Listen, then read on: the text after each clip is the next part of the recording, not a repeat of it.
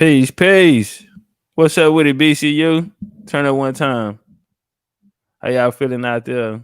Um, right now, we want to ask that everyone take the time to hit the like button. We also want to ask, bro, that the fam share the videos out. That's one thing we've been really, really lacking on. Um, yeah. So let's try to be mindful of that. Hit the like button. How y'all feeling out there? Hope y'all had an excellent night of sleep last night. And for the people that was out grinding, goddamn me, um, we're gonna get right into it, man. We got a show today, man. We're gonna get right into it, man. So need y'all to hold the chat down too. Without further ado, I present to you. Let me share my screen.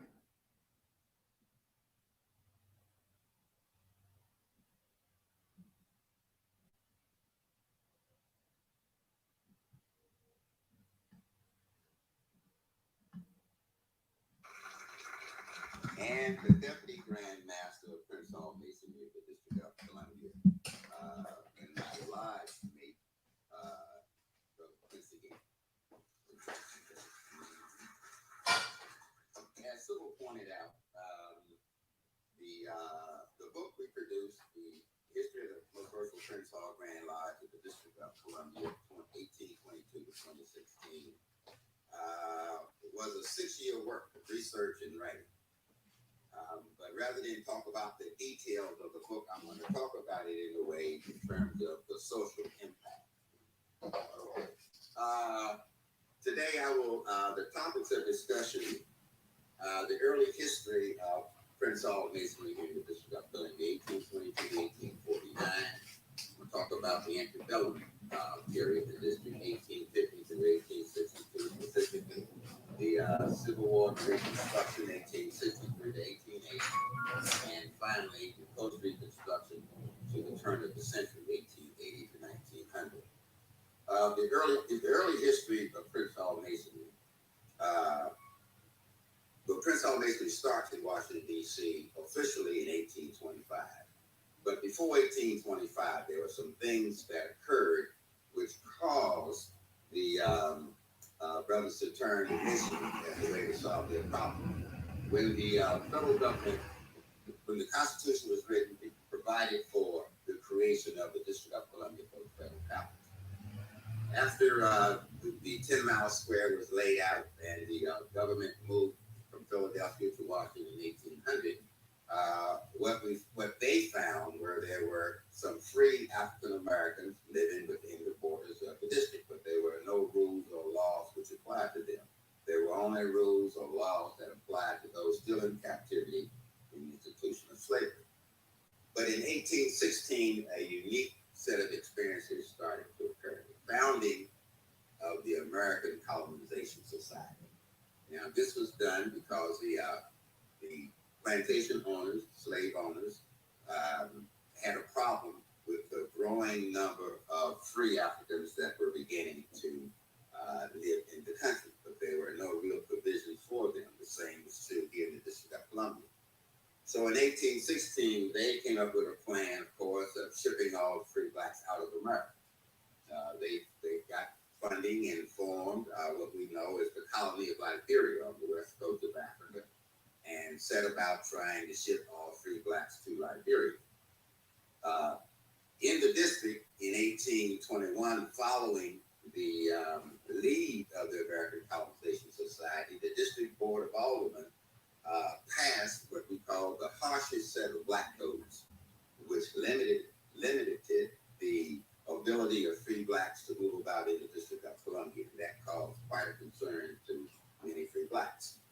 So in 1822, a man, John W. Prouton, a brother from Philadelphia, called a meeting in his house in Georgetown. And he had about 20 brothers who came to the meeting, and he made a plea to them that they should form a Masonic lodge. And he used the example of what the brothers had done in Boston, Massachusetts, as the reason why they needed to form a Masonic lodge. What he talked about was one, the men who who led the revolution and who were leading the government were mostly Freemasons.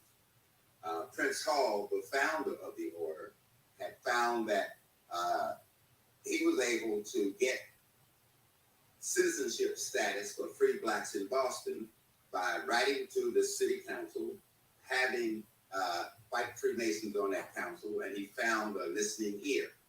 His first letter, you can find it in a book entitled Letters of Prince Hall, to this council was to get permission to build a school for the free black children of Boston, and that was granted.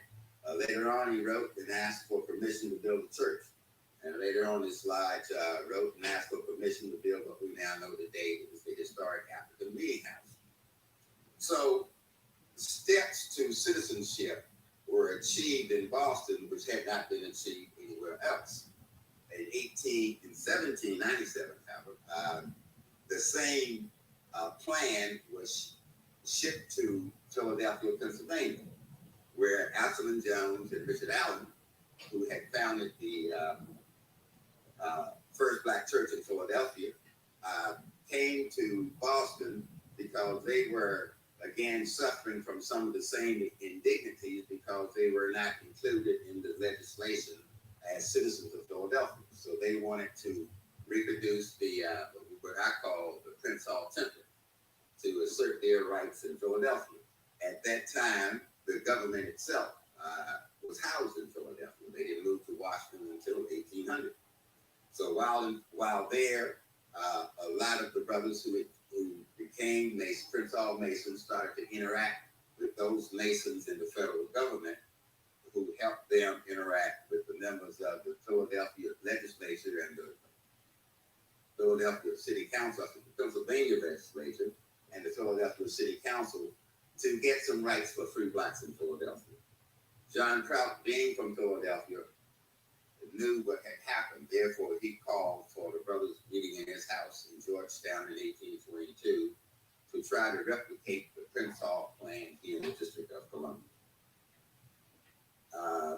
They wrote and asked for a permit to start a lodge. They got permission to do so, and in June of 1825, Social Lodge, what we call Social Lodge number 1, was established here in the District of Columbia. Upon establishing the lodge in the district, brothers began to take their case to court for citizenship. The first of those actually took place before the lodge was formed, and that's the case of William Billy Costin. Billy Costin became the first secretary of Social Lodge number 1, but he himself had a very interesting history. The black codes, which limited his ability to move about the city, which prevented him from being on the streets after 10 o'clock at night, which prevented him from assembling with more than 2 other black men on the streets, he felt were an injustice to him. So he took his case to court, and Judge William Cranch heard the case. And he ruled that Billy Costin was grandfathered into conditions prior to the black codes being written, and all other free blacks who lived in the District of Columbia were not subject to the black codes since they were here before the codes were written. Another one of the members of Social Lodge, in fact, the Worshipful Master John Trout himself, was later accused of helping slaves to escape from the Underground Railroad to the District of Columbia. He was a school teacher. He could read and write, and he was accused of forging passes for free blacks passing through the district to go north.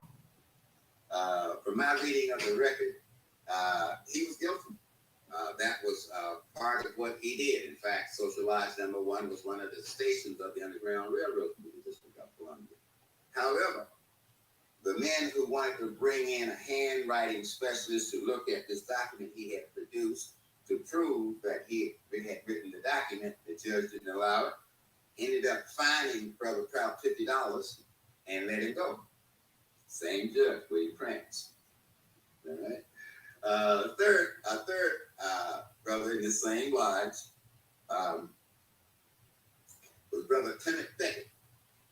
Now, Now, Brother Beckett had purchased some property in the District of Columbia while he was still, quote unquote, a slave. On this property, he built up 2 hot rooming houses, renting rooms to free blacks running through the district. Well, 2 white gentlemen decided to try to take this property, stating that a slave couldn't own property. And since this property was a money-making piece of real estate, they wanted to take control of it. But the case, again, heard before Judge William Krantz, Judge Krantz ruled that Brother Kenneth Beckett lawfully owned this property. Therefore, a precedent was established that free blacks could own property in the District of Columbia. So it seems that John Kraft's original discussion with the brothers was true, becoming Masons, interacting with Masons in the district. By the way, the federal government, of course, moved here in 1800, and there were many Masons on Capitol Hill. There were many Masons who came to Washington to interact with the government. And even the crisis of 1825, known as the Captain William Morgan affair, didn't negatively impact the progress that the brothers were making as Masons in the District of Columbia. Before going to the next step. So between 1825 and 1845, while white Freemasonry was under attack from the anti-Masonic Party and other individuals who were disgusted with the rumors of the murder of William Morgan, he did disappear. White Freemasonry kind of had their head underground, but black Freemasonry was growing. In 1845, we created our second lodge in the District of Columbia, Universal Lodge. At that time, Universal Lodge was created in Alexandria, Virginia. Now, Alexandria was still part of the 10-mile square of the district at that time. So it was Alexandria, the District of Columbia, where the Lodge brothers were erected. The reason they were erected there, Alexandria being a port city, several brothers had been made Masons overseas in England, and they resided in Alexandria and decided that the trip from Alexandria into Georgetown to meet with brothers in Washington was getting more difficult, so they wanted a lodge in Alexandria itself. So that was created. A year later, our third lodge, Felix Lodge, was created in Washington, D.C., what's called Western Washington. So by 1846, we had 3 lodges.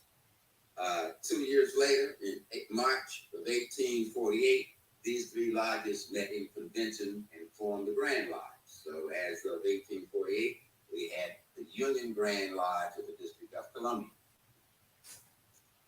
In terms of the expansion of Masonry here in the District of Columbia. So by the time we reached the Grand Lodge status, we were here to stay. We weren't going anywhere. Union Grand Lodge created several civic organizations as a strategy to fight civil battles. What I mean is this. Instead of going into court or interacting with the people in the city as a Masonic organization, the brothers decided to create what's called the Social, Civil, and Statistical Association, the Bethel Literary Association, and the Young Men's Literary Association. So as they met under one of those 3 titles with other people in the public, sort of as a cover for what they were doing, advocating again for rights for free blacks in the District of Columbia. But by 1862, Abraham Lincoln had been elected president, and there was rumors afoot that he wanted to send all the black folks out of the United States of America. So Abraham Lincoln, through one of his men, requested a meeting of a delegation of free blacks from the District of Columbia to discuss the plan he called the Panama Plan.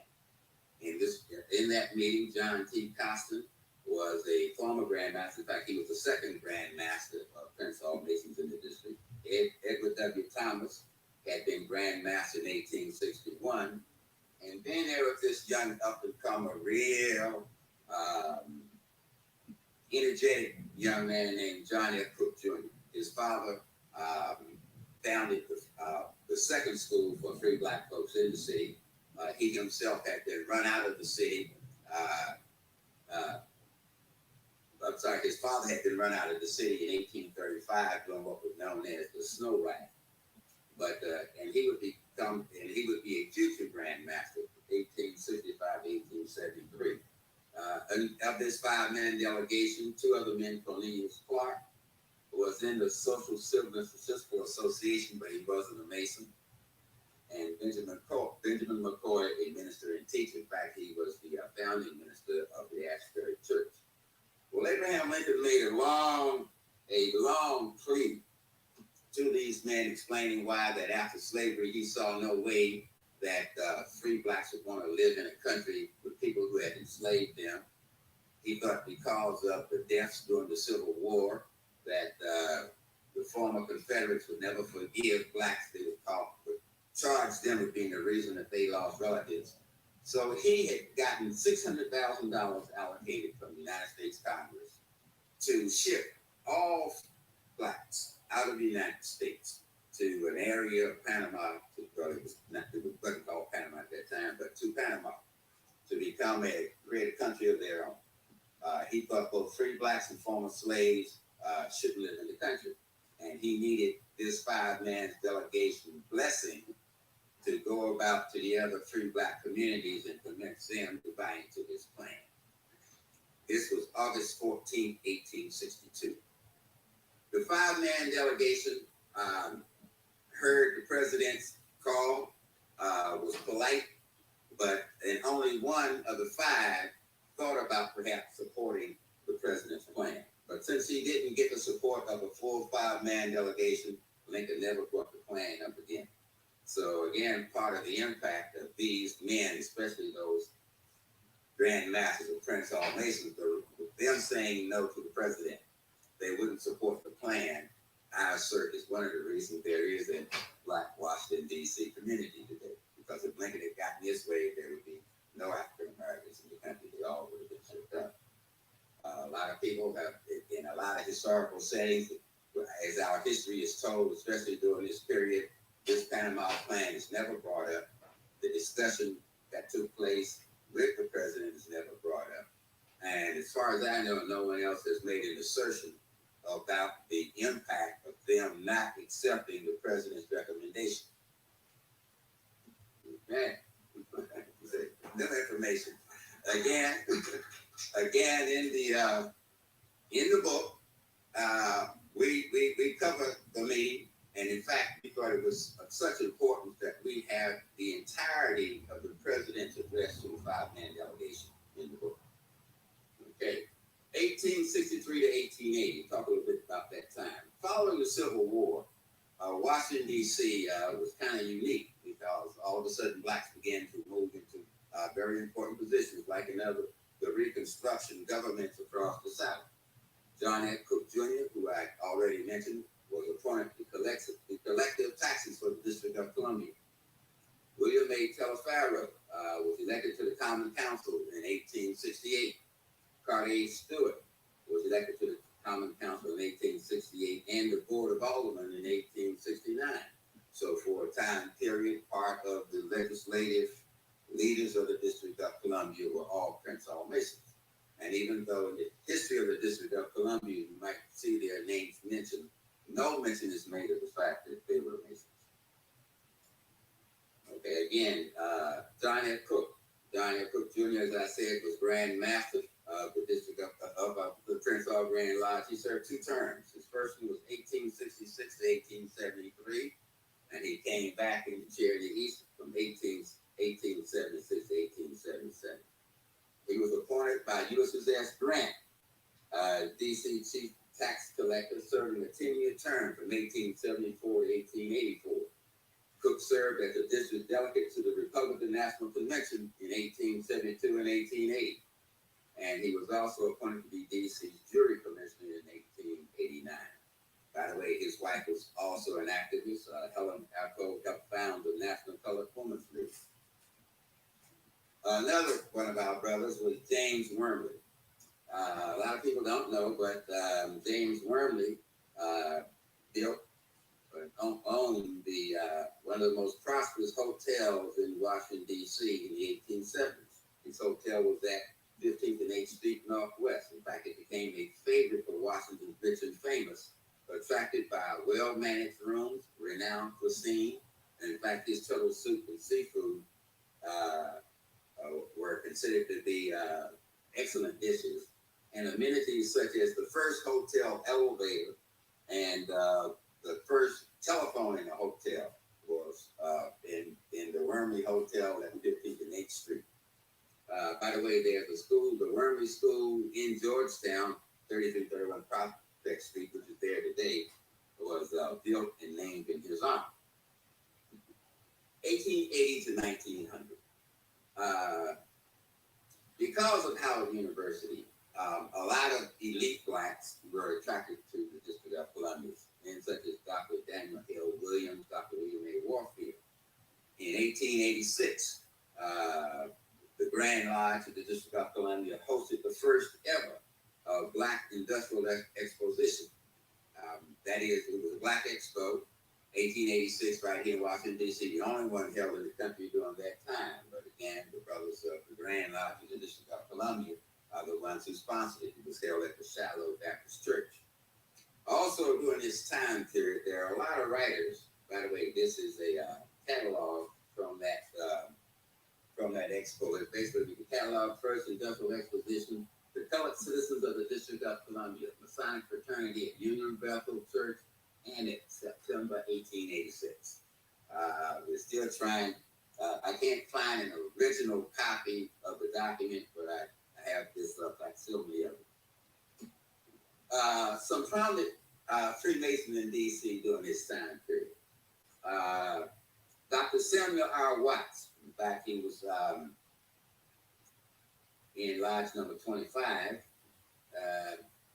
No, let me back up. Dr. Samuel Watts was the 25th Grand Master of the Grand Lodge of the District of Columbia. He was an internationally known doctor and was very prominently featured in his visits to several countries in Europe.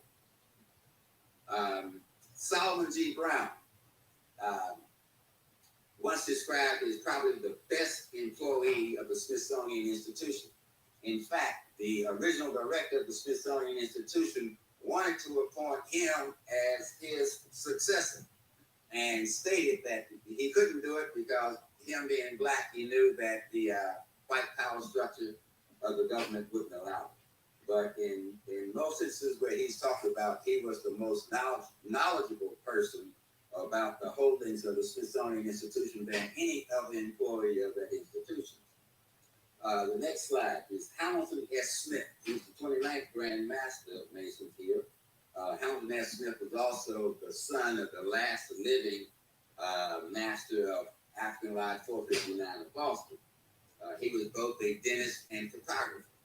In fact, one of his pictures graces the cover of a recently published book from Massachusetts about the Grand Lodge, the Prince Hall Grand Lodge of Massachusetts, with the authors just using the picture on the book and not knowing who took the picture or anything about it.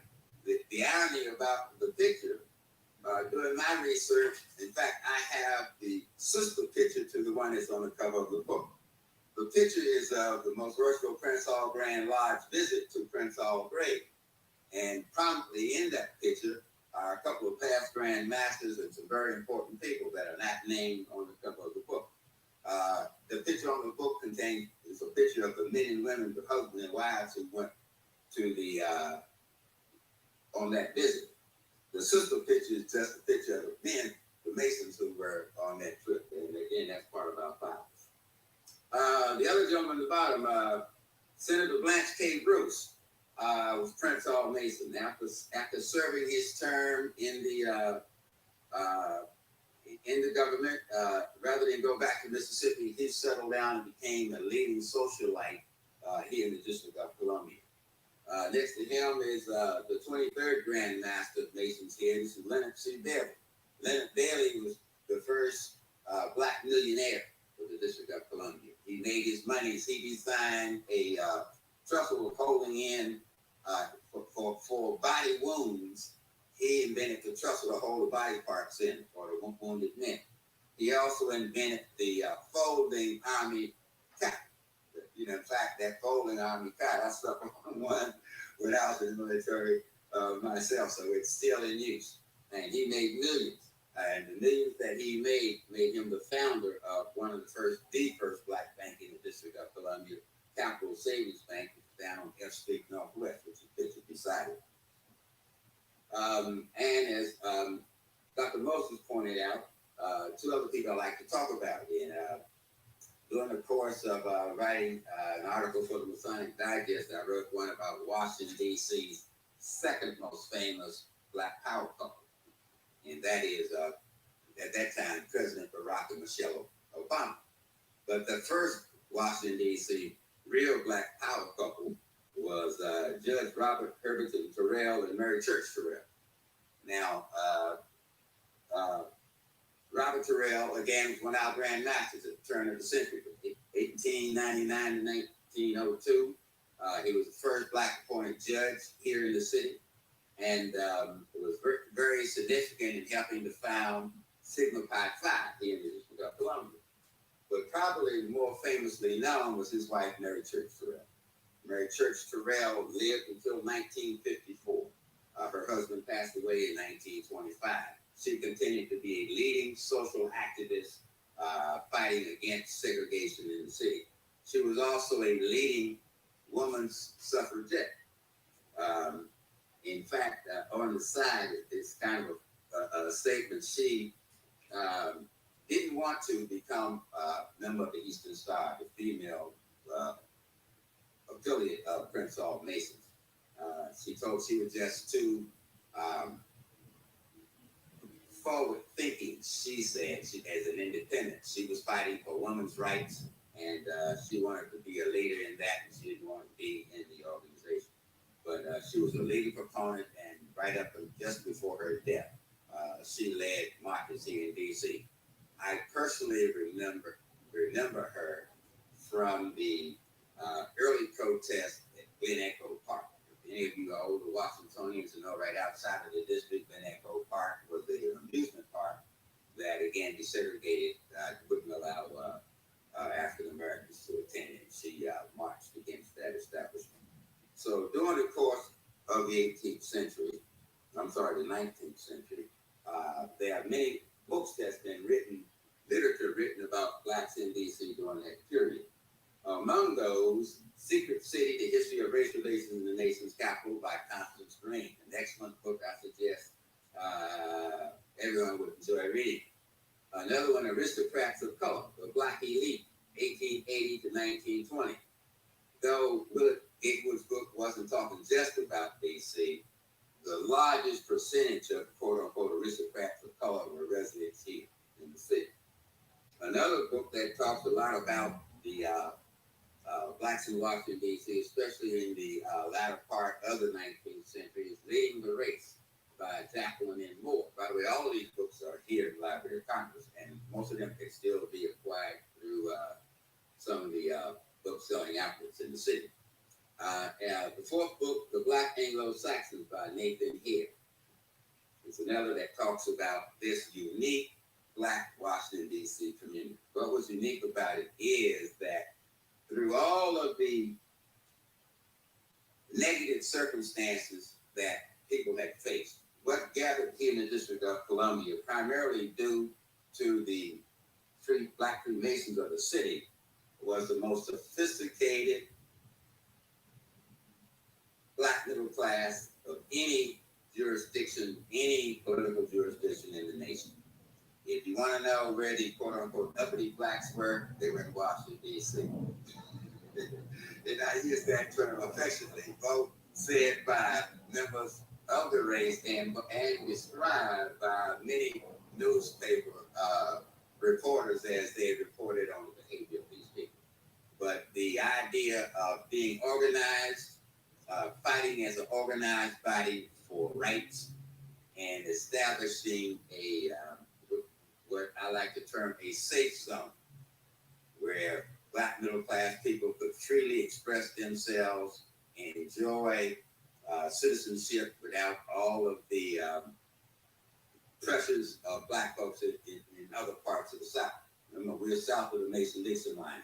There was nowhere else in the South where blacks had as much freedom and an expression of themselves or created as much wealth as what happened here in the District of Columbia. At the foundation of what made all of that possible were Prince Hall Freemasons.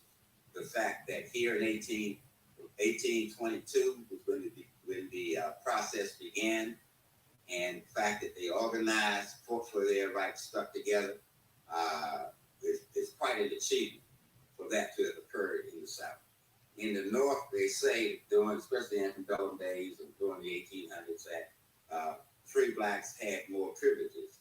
That might be true, but there was no city anywhere else in the nation where blacks had as much success during the period of captivity before the end of the Civil War. And immediately after the end of the Civil War, up to the turn of the century, the most successful blacks in America as a group, as a class, existed here in Washington, D.C. And their story is a result of the Prince Hall Freemasons of the city. We founded it. We're very proud of what we have done. And we only see more success in the future. Our next work will address our successes and impact during the 20th century. But for this presentation, we limited it to the 19th century because at that time we think it reached kind of a peak of success that we like to talk about.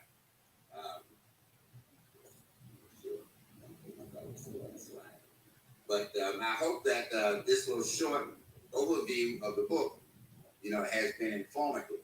And before we go outside to start signing autographs or selling the book, I would like to take this time to entertain questions from you about yes, sir.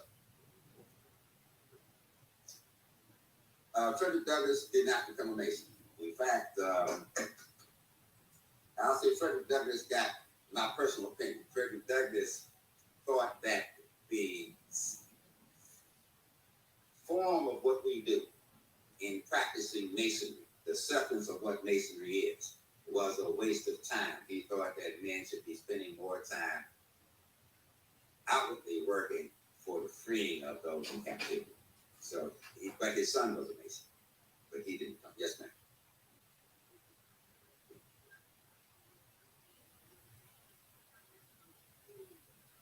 Oh.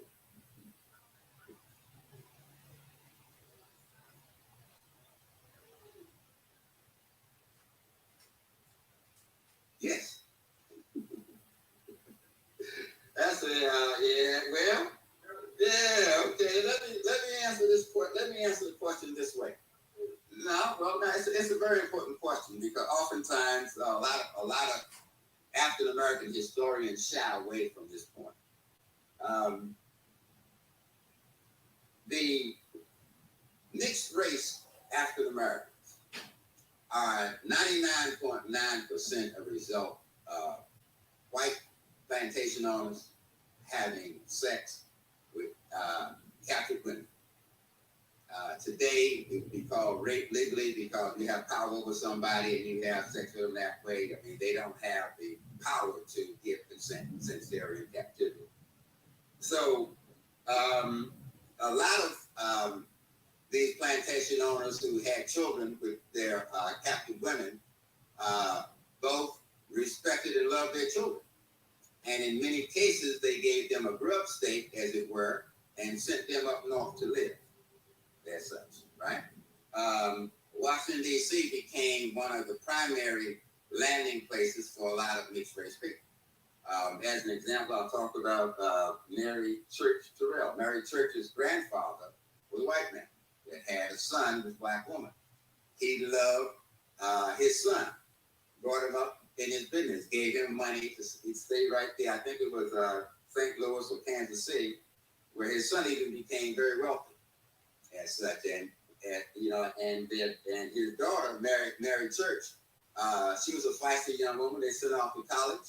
And her grandfather and father took her on a tour of Europe following her graduation from college and such. But a lot of people who look at her, when they see her, they wonder what her ethnicity is. In fact, another one of the stories of our fraternity across the board is that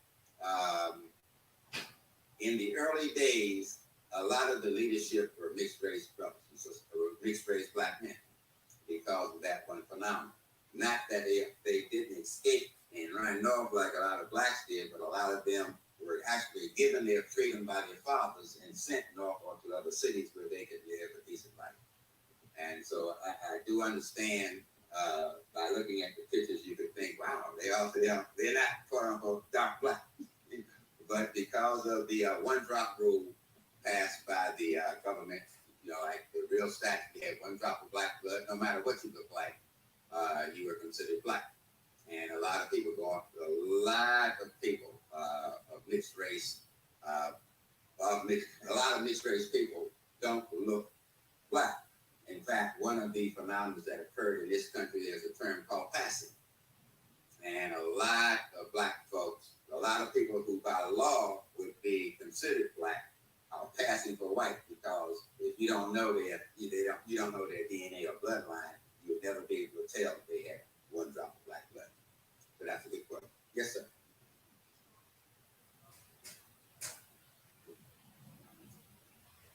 Oh, beautiful question. Well, William Costin was the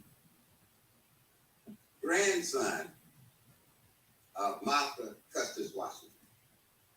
Martha Custis' father brought him into the world. All right, so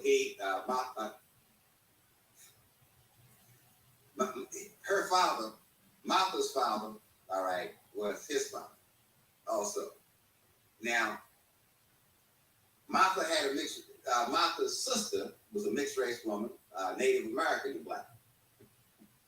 And when Martha got married, her father gave her stepsister, as her captive. After Martha was married and had a child, her son, when he got of age, he raped his aunt, not knowing it was his aunt. All right? And so her son had a child with her stepsister. So William Costin was both Martha's grandson and nephew, as such. Now, he was such a high-spirited and intelligent man that when both George and Martha died, he left the plantation of his own free will and moved into the district. He became one of the most trusted men at the Bank of Washington. In fact, a lot of widow women with monies would call on him to come to their homes or would send for him to come to their homes and get money that he would go down and deposit in the Bank of Washington. By the way, the Bank of Washington today is in the exact spot where it was during Billy's life. And he had the respect of a lot of whites at that time who knew what his parentage was. So they knew that he was a Custis Costin. And in fact, after Martha died, the Costin sisters, or the Custis sisters, had Billy do all of their banking and official work. They didn't trust they trusted him more than they trusted their own blood brother. So he had quite a status. In fact, when he died in 1842, he was the first African American to be eulogized on the floor of the House of Representatives. And the man who eulogized him was the former president and newly elected House of Representative John Quincy Adams. Utilized it in 1842 on the floor of the House of Representatives. And in the newspapers of the day, his funeral procession was covered by all the local media in terms of the respect of the number of people who turned out to honor this man. Both black and white, he was one of the most honored men during his lifetime in the District of Columbia. Yes, sir.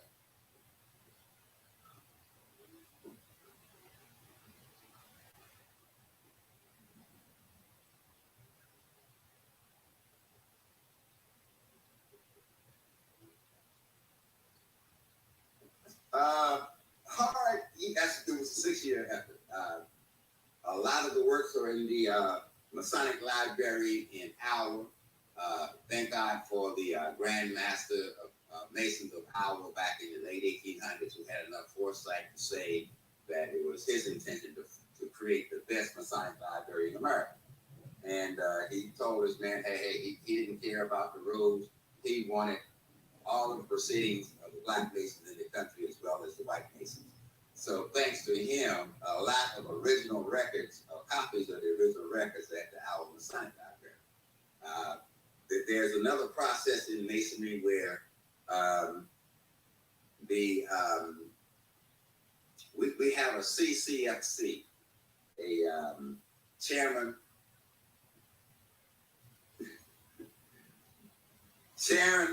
of the Committee on Foreign Correspondence, whose responsibility it is to communicate with other Grand Lodges. When we printed our proceedings of what we did for the year, our chairman would send copies, or at least write a summary of what we had accomplished for the year and send those summaries to other Grand Lodges. So we had to go out and look in the records of other Grand Lodges for CCFC reports. And I guess the other thing, my background as a historian. I went back to school after engineering and got degrees in history and philosophy. But in studying African American history, prior to becoming a Mason, a lot of these people, I knew their place in society and contributions they had made from my background as a historian. I didn't know they were Masons until within the last 6 years. By the way, I volunteered to assist Brother Roundtree. In fact, I was asked to volunteer because of my background as a African American historian. Brother Roundtree is a researcher and a writer, but didn't at that time consider himself a historian. So we wanted to add this flavor to the works that would be produced. So I was quite surprised to find that a lot of the people who were already heroes of mine from Black history were also Prince Hall Masons. And so, it was kind of like a cross-fertilization. My background plus the Masonic records, my method of research, added to Brother Roundtree's method of research. It was definitely a work of collaboration. Yes, ma'am.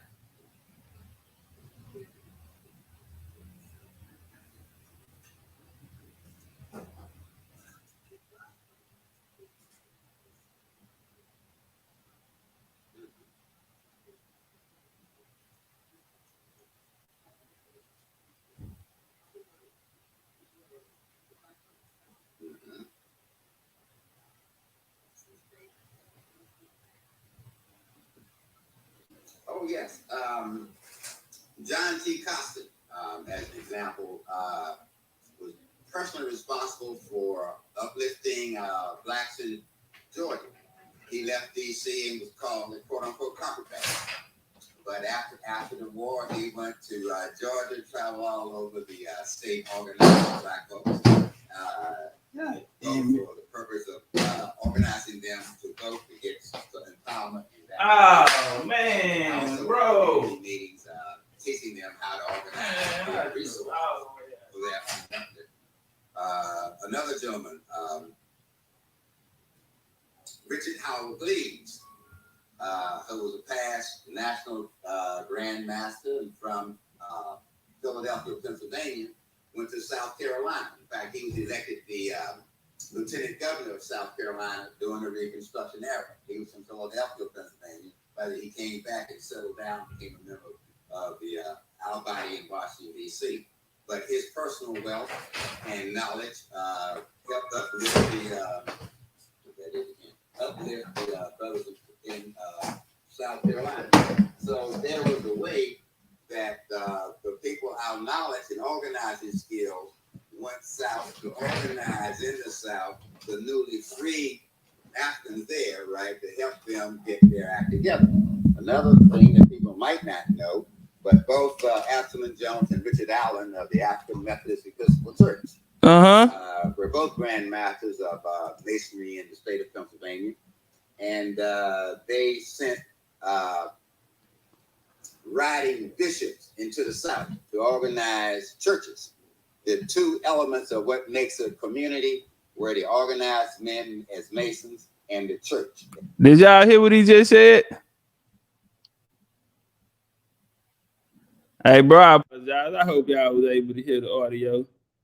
I apologize. I hope y'all was able to hear the audio, man. Hold on. Y'all heard what he just said, right? Let me get over here. Hey, family, let's make sure we hit the like button, man, and let's make sure we share the video out. Yeah, man, we are not in the algorithm, man, and that's because one of the reasons is, you know, the family ain't sharing the videos, bro.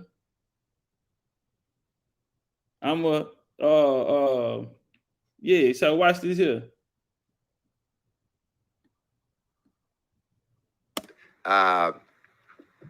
Riding bishops into the South to organize churches. The two elements of what makes a community. The two elements of what makes a community is what? See, because I'm tired of you nigga playing with that. Yeah. The two elements make what? Were the organized men as Masons and the church. Whoa. Say, man. This nigga Joe 47. Yeah, nigga, all right, fuck it. Since y'all want. Look, this what happened, right?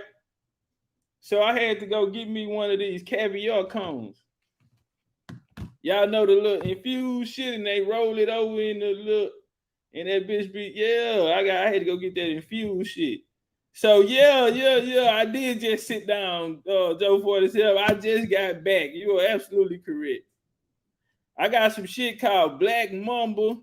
It said grams of infused cannabis in pre-rolled blunt cones, caviar.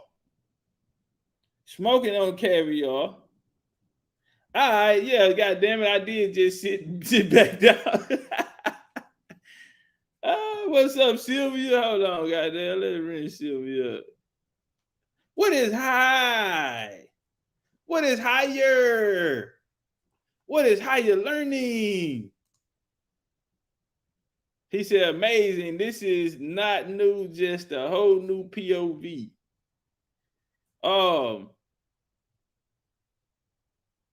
Get your slow measy in the building. As the anchor for spiritual development, as such, right? And again, those ideas flowing from Prince Hall Masonry went to settle and help create the successful communities of blacks. And I don't want to hear nothing.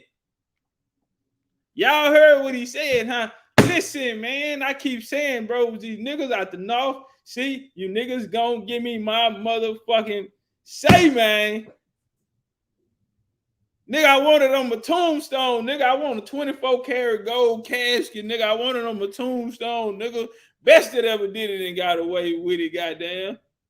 Now all these niggas can act like they already knew.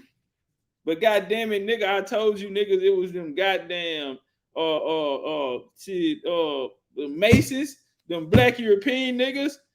Listen, bro, we watched these niggas develop the churches. We watched these niggas sit in these secret societies. We watched these niggas create these labor movements. The whole play, everything that happened from us came from these niggas, bro. They was the ones sitting there. Cause this is my game right here. If you gonna blame it on the white boy, nigga, show me what a white boy was because we watched out everything that happened to us. You niggas are the creator of it. See, you come out here on one breath and tell us you the first this, first this, nigga, the first that. And then we say, damn, well, A, B, and C happened to us. And then we go back to the origins. I say, goddamn, man, I know damn well this nigga ain't sitting here and he didn't fucked over us. Nigga sitting out here in front of us. I know this whole ass nigga ain't just. Yeah. Nigga, are you talking about how to build a community? What do you say? Hold on. One more time. Cause see, when I got here, the Pan-African was breaking niggas' jaws with these niggas. And I took them nigga pistol from them. Yeah, they were around here swollen these niggas up with Richard Allen and Absalom Jones. Niggas can't get past it. 1787, they created the Free African Society. Niggas can't get up out of that. Nigga putting them back knuckles, flushing them. Put blood in the nigga mouth with that Richard Allen shit. Help them get their act together. Another thing that people might not know, but both Absalom Jones and Richard Allen of the African Methodist Episcopal Church were both Grand Masters of Masonry in the state of Pennsylvania. And they sent writing bishops into the South to organize churches.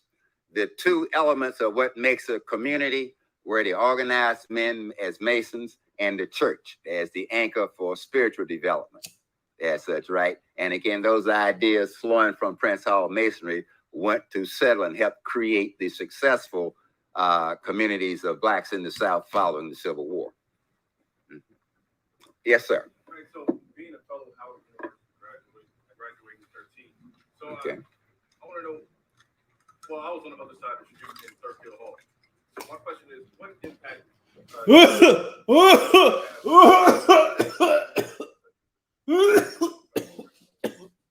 Okay, well, because of the Grand Lodge being here in 1867, I think, when Howard was formed, that the hold on, nigga. Don't give it to him yet. I like this guy.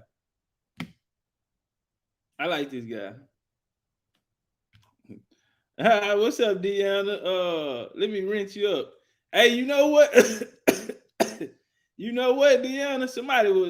Somebody came through here the other day talking about they were trying to see was you coming because they said they wanted some tattoos. I told them they gonna have to take their ass to the goddamn shop if they want some tattoos. Yeah, but we did have a guy that asked, was you coming? Because they wanted to get him and his son some tattoos. He said he wanted to get him and his son, they driving down from New York City, and they wanted to know if they can get some tattoos from you. Listen. Those men who created the institution depended on a lot of the brothers in Prince Hall Masonry to help give them a way and get them set up. Dr. Warfield, who set up Howard University's surgery department, was also one of our Grand Master of Masons, right here in the District of Columbia. I don't have a list of all the professors, but there was always a close relationship between our Grand Lodge and men at Howard. In fact, from 1865 until 1925, if you were an African-American man in America, the highest social status you could have was being a Mason, being a Prince Hall Mason. Okay, nigga, ain't nobody say, man. So y'all need to back up off of these goddamn. So y'all got to back up off this goddamn this brother right here. Y'all got to back up off of him, man. I mean, these Masons out here, man. Y'all out there, y'all talking this shit. See, the highest status of a black man back then, nigga, was a Mason. Indian Carter, let's get you up.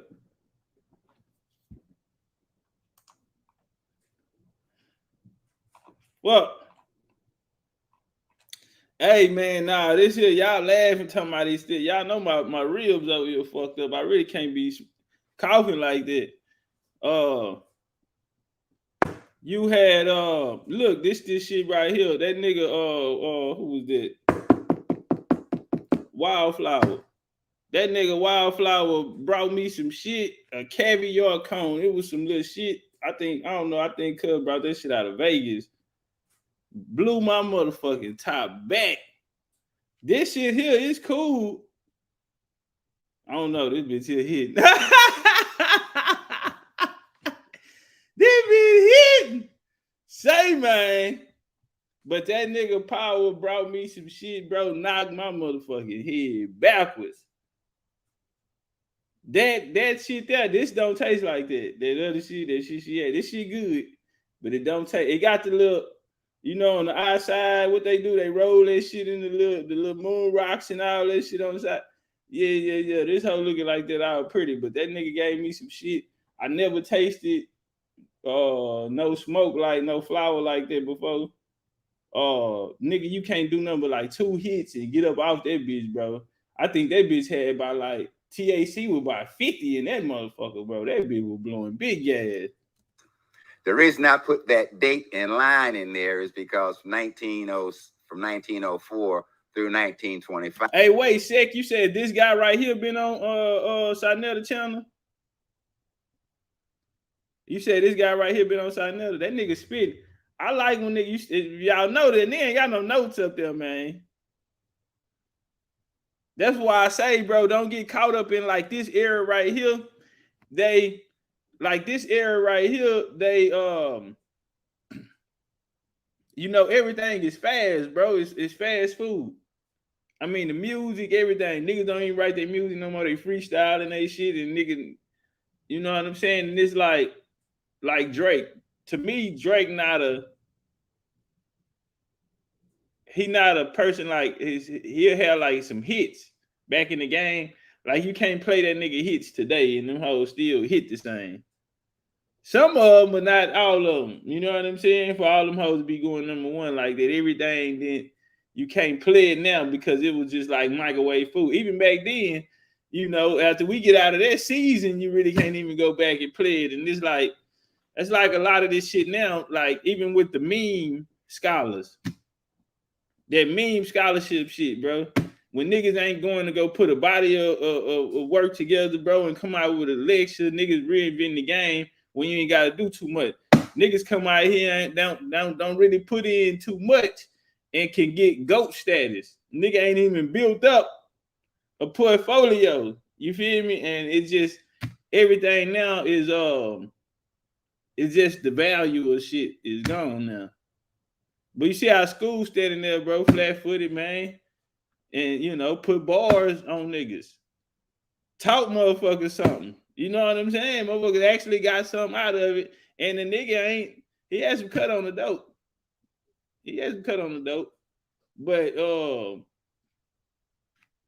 But I just admire when people go and get the information, bro, and can express that shit. You know what I'm saying? No notes, no nothing. That just be telling me like nigga really be wanting to know. You know what I'm saying? Like it's people out there who still for real about this shit. You know, when you love the game, you love the, you know, you love the game, bro, and you want that respect, that dignity to stay in there. Listen, this part of the game has always been around. Lecturing and scholarship and that shit always been around. And I'm gonna tell you, that's always, you know, this was the high priest and all of these. These were the niggas these niggas, you know, or this position is needed, bro. Colonization gonna wipe it out. But everything started off the jab, nigga. This was the jab. Information, nigga. What Pac say? Whispering while we conversating. Because niggas died over information. Information always been the driving force of this shit. This shit right here can unlock universes, bro, galaxies, infinity, beyond infinity, nigga. This shit here, yeah, man. When you talking about the mind, nah, bro, ain't nothing more powerful, bro, and that connection to the universe. Understanding, you know, wisdom, knowledge, understanding, bro. Ain't nothing never gonna fuck with that. Cause see, a nigga ain't gotta have nothing.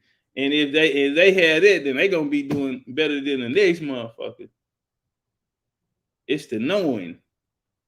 It's the development of the soul. It's spiritual growth. Understanding. Overstanding. Understanding. Nah, bro, ain't nothing never gonna fuck with it. A jump shot, a motherfucking. Now you know what give the what can tap into it too? Music. And music cold, bro. That music cold, man. Say, man, that music a motherfucker, boy. That bitch still go take you through dimensions, nigga.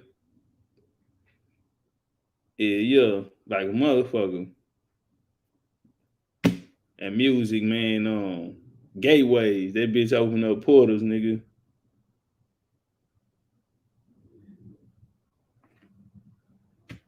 Talking about the magic. And niggas not even understanding. And these niggas come out here and they talk about the Kabbalah and shit. I don't want to go too far. Cause remember, I'm an Indian nigga. I can only talk about Indian shit. So, but when we get deeper, bro, and as far as the understanding, what a lot of these niggas understanding, that's why, the most prolific niggas in that time, nigga, the highest status nigga was motherfucking Prince Hall Masonry. This water down there shit today, nigga, any nigga can sign up, nigga, and come pay dues. The door is open. Yeah. I got uncles who now they not my real uncles, but they older niggas from my hood, and they my uncle homeboy. And I grew up with them niggas all my life. As my uncles. That's how they always took care of me. As their nephew. But they Masons. I ain't never had a conversation with the niggas about that shit. I don't know how to have a conversation. I'm gonna keep it. But I knew these niggas all my life, nigga. And I'm just now finding out these niggas Masons. I ain't talking about no little bitty Mason nigga. In their capacity, because you got different, But I didn't know that. These niggas ran the streets, bro. You know what I'm saying? Shit, one of them came home off a murder case, nigga. He real nigga, respected. Goddamn right, nigga, reputables. One day I had a conversation with him, like, how did y'all get into it? But to be honest, I think it was like family ties. I think niggas went a different way than the family, caught in these streets, and when they came back, they followed in the, I don't know, bro. I don't know how to have that conversation. I might ask my uncle and just tell him not to say nothing, but I know him, he gonna get him in there. Hey, this nigga, y'all know how niggas be doing it.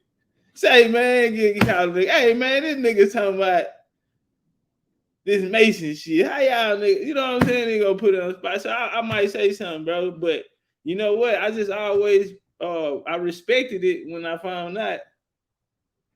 And cause I seen a picture of them niggas suited and booted. Heads and toes. I'm talking about both of them. I was like, whoa, nigga. What the fuck going on here? Say, cuz, these niggas was cripping everything, nigga, real niggas. And then I turn around, I see these niggas. I say, I'm talking about draped up and dripped out. Nigga even got on the socks. Say, man, nigga, that bitch on the nigga even got the socks on, man. I said, God damn. I just never said nothing.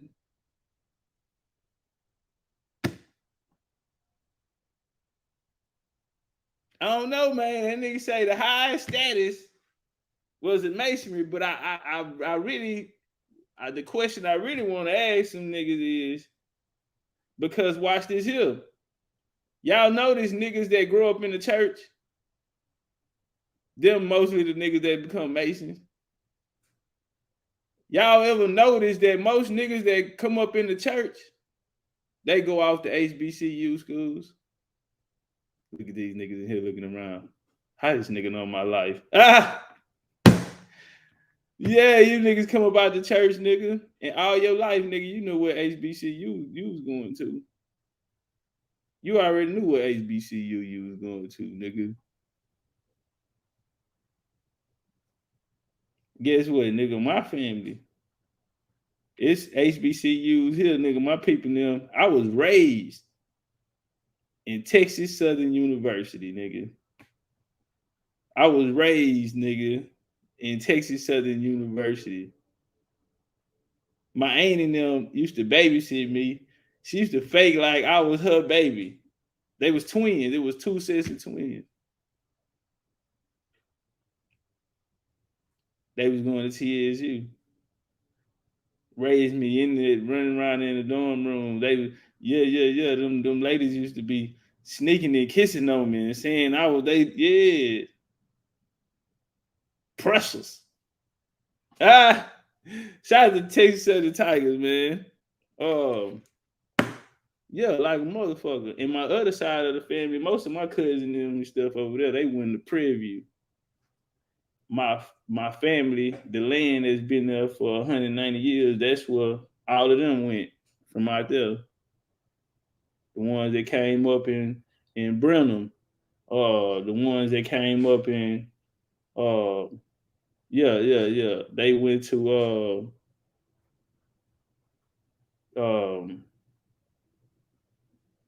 Texas, the Aggies, Texas A&M. They went down there to Texas A&M. Yep. 5 is the period of the creation of the Greek fraternities on college campuses.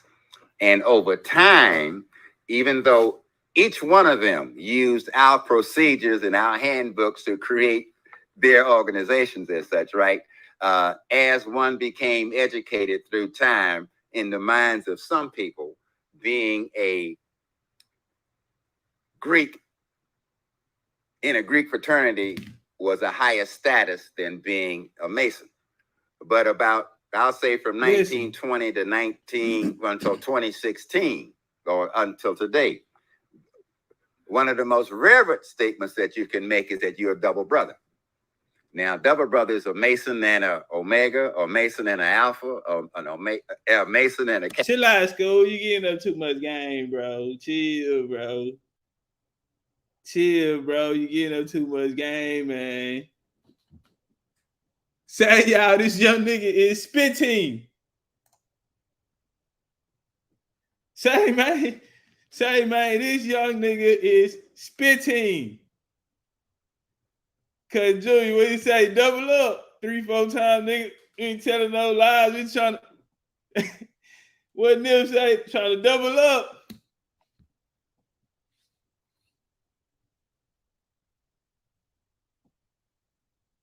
Look at Indian Carter, he like this shit.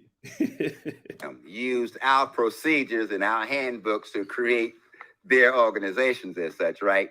As one became educated through time in the minds of some people, being a Greek in a Greek fraternity was a higher status than being a Mason. But I'll say from 1920 to until 2016 or until today, one of the most reverent statements that you can make is that you're a double brother. Now, double brother is a Mason and a Omega, or Mason and an Alpha, or a Mason and a Kappa, or what have you, but double brothers. So, like it's we created them, they've come back and we've joined. So we both have the fraternity, the college fraternal order and Prince Hall Masonry all have the same goals for our communities. It's upliftment and moving forward. You hear me? Hold on, bro, because I caught something that I don't know if he was talking too fast. Until 1925. If you were a... Okay. I want to know, well, I was on the other side of the street in Thurfield Hall. So my question is, what impact did Freemasonry have on professors at Howard University, such as the Honorable Professor Frank? John, you say it's in the league. Okay, well, because of the Grand Lodge being here in 1867, I think, when Howard was formed, that those men who could... No. Look at Sylvia. Why wish you could hit this motherfucker, Sylvia? I know you be on that good gas, goddamn. We're gonna put something in there. I got to smoke with Sue said she pulled out a motherfucking y'all know them old schools they used to smoke in the 20s. Remember them ladies used to smoke the cigarettes?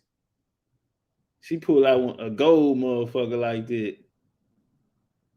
Yeah. Like Cruella de Vil had on 101 Dalmatians. Come on, somebody. Yeah. Sue said pull out that motherfucker like Cruella de Vil had on 101 Dalmatians. Yeah. We gonna put some. We gonna turn up. Ha! She say she fancy, huh? Oh, you fancy, huh? Yeah.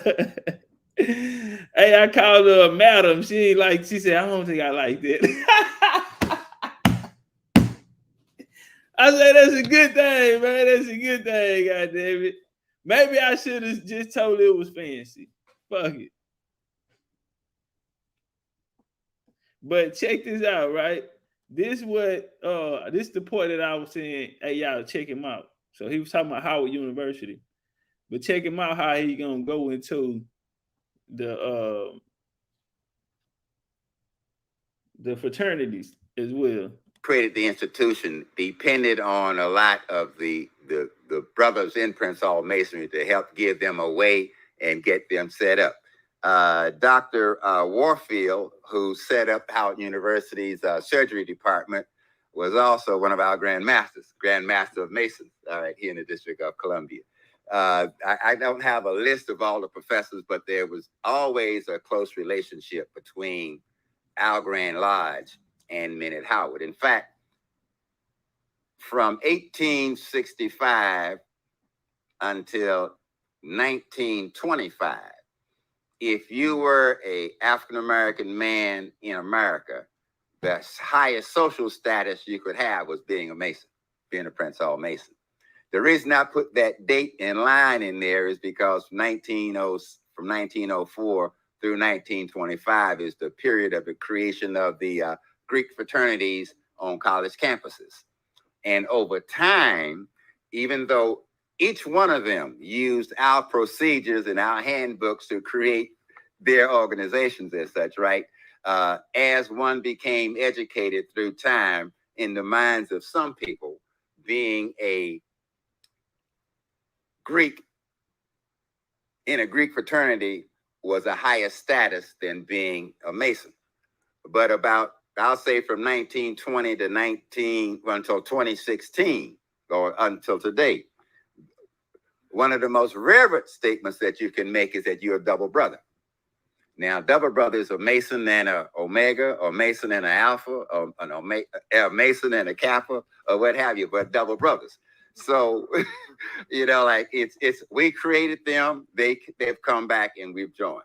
So we both have the fraternity, the college fraternal order and Prince Hall Masonry all have the same goals for our communities. It's upliftment and moving forward. Yes, that's the last. All right, last question. Yes, sir.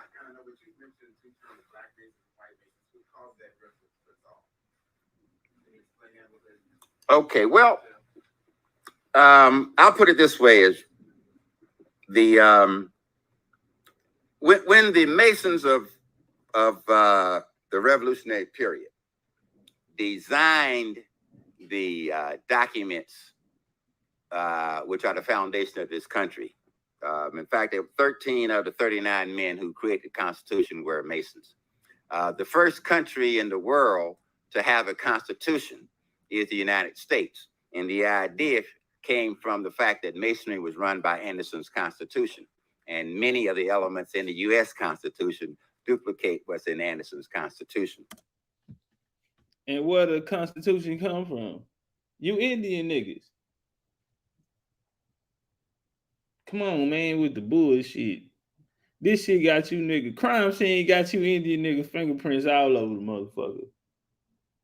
But a goddamn white European in there with the case. I'm trying to figure out why I got a goddamn white boy sitting back here in the electric chair. We come work the crime scene, ain't nothing but you niggas fingerprints on the motherfucking scene. But the what we call America's original sin, not just slavery, but the discrimination that slavery caused. Though our tenants say that in the country that all men are created equal.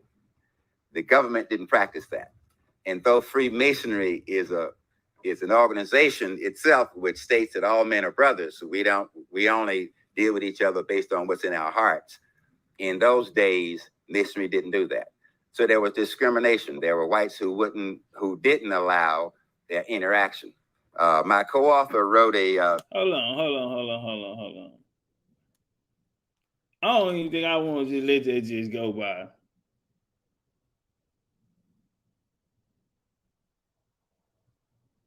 I want you niggas to feel it. Cause I be hearing all that anti-Mason talk you niggas be talking. What if y'all was trying to trick me? See, somebody put this white boy out here. Somebody, man, we know this nigga ain't buy shit. We know goddamn well. The nigga couldn't, I mean, come on, bro. I mean, the shit that got done, bro, this gonna take an awesome nigga to do this shit. You gotta look at the odds this nigga gotta defy, nigga. I'm talking about, you gotta look at the mountains this nigga gotta climb.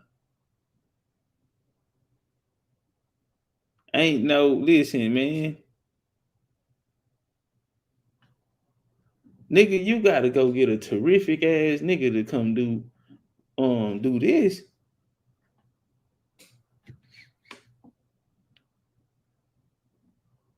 Nah, hell nah, man. White man can't even jump. Nigga can't even dunk a basketball, bro.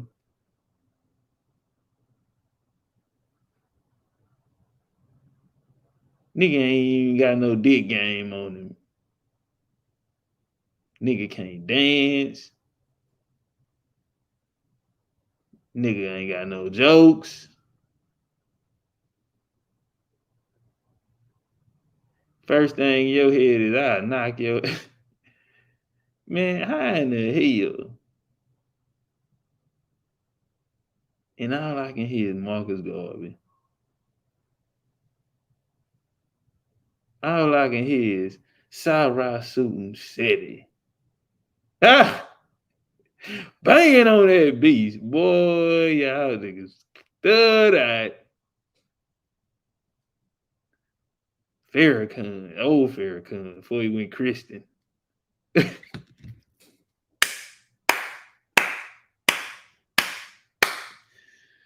I don't know, bro. We not here to talk about no Boston, Chicago connections, man. You know, I was in Chicago. The Moors was in Chicago. Black Power, Black Panthers in Chicago.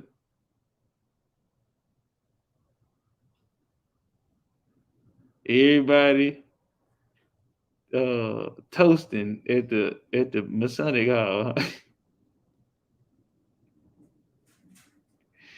Boy, y'all niggas wrong, bro. Y'all wrong in the motherfucker, man. Check me out.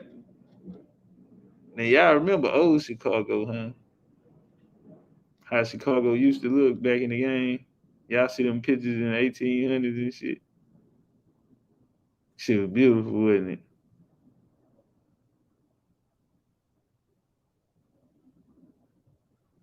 Man,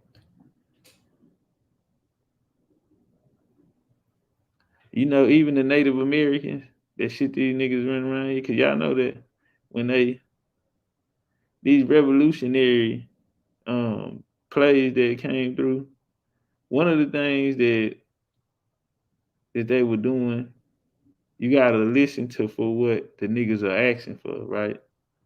When these revolutions come, the messages what they saying they asking for. You had the Native Americans, how they put that on. They came and said they wanted. You know where that shit came out from? Chicago. That Rockefeller money, boy. Ooh, them niggas had a bag on them, man. Them niggas had a bag. They took the show on the road. Get where they went. Chicago. And from there, nigga, they birthed what will become that line that's gonna come here, but you're gonna have two competing. It always was two. Cause a lot of niggas went getting their money from over there. They went to the white Hebrew Israelites and got their bag. But see that that philanthropy money, and you gotta understand who was more invested in niggas. Yeah, you had these people because, like I say, these philanthropist niggas, your Peabodys, your Astros, all of these niggas was niggas first. The whole play of everybody going white, that's why they started flipping white on you niggas. These nigga bloodlines go back to niggas. Show you nigga how to run a play, nigga. You talking about a play? Man, that went all over niggas' head. Man, that shit went all over niggas' head, man. I know I'm gonna have to bring something back, bro, to show niggas. We gonna have to run it back. Show you how cold the play is, bro. And I'm gonna go get one of the coldest niggas to ever do this shit. When he died, that nigga had more money than every nigga that was in the game at that time. When nobody fucking with that nigga, he had more property, more land. He didn't raked up. Man, that nigga there carved out. That nigga had coal mines, gold mines, and everything else. But that nigga helped flip the Great Migration. Everybody that was coming through the Great Migration from the South, he was getting them housing up in the North. And guess what? They was doing? They was trading him they land. He'll get them land up in the North, and they'll get him they farm down south. Yeah, I'm talking about one of the baddest niggas to ever do this shit. Bad motherfucker. Nigga passed as a white boy sometimes, went as a nigga sometimes. His grandson created the boule. I'm just trying to tell you how bad of a motherfucker this nigga is.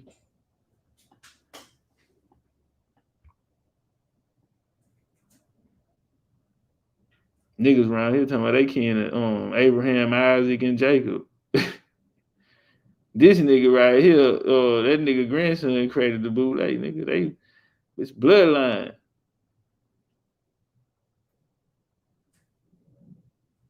Some niggas on some fake shit, some niggas on some real shit.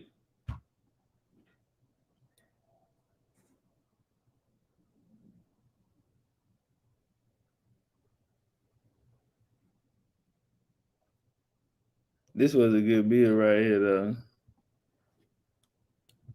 I can't believe old school was on side another channel. I'm gonna have to check that out. Hey, Big Sex, send me this shit. I wanna go check him out.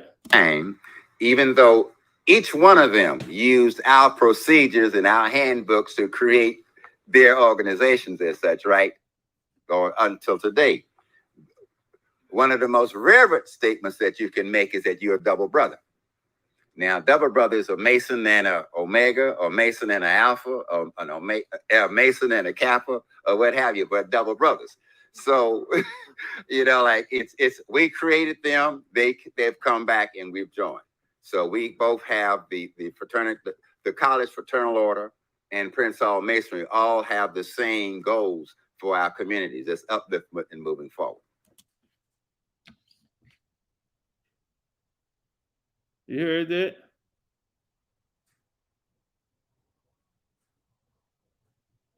Yeah. They got the same goal, nigga. So guess what you gonna have, nigga? Cause they gonna send you through the church. Then we're gonna go through the school program. Then we're gonna go out to the HBCU.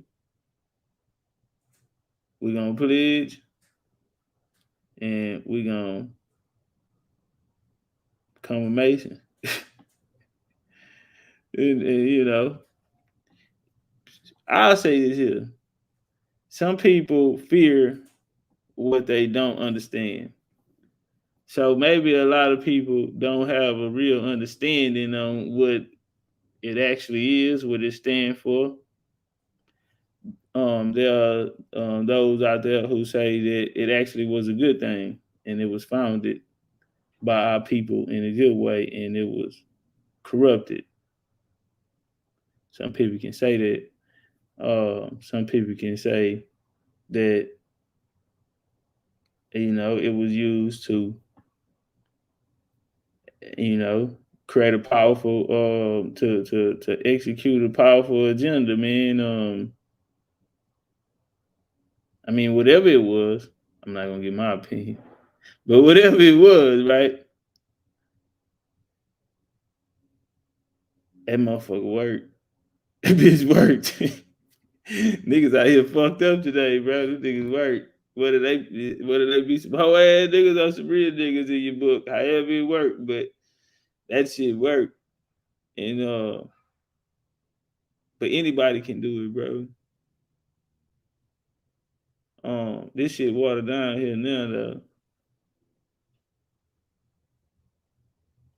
Watch this here, nigga. Check this out here. Just day before yesterday, I'm scrolling on social media, and one of my homeboys, bro, I've been knowing this nigga for a long time. Shit, probably like 2 guys, and he said he had on the Shriners hat. He from St. Louis. He had on the Shriners hat. Fucked me up.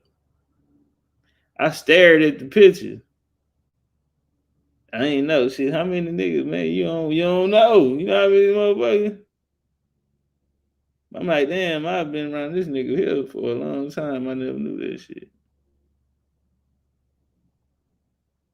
Did a nigga just get down with some shit, or is it bloodline?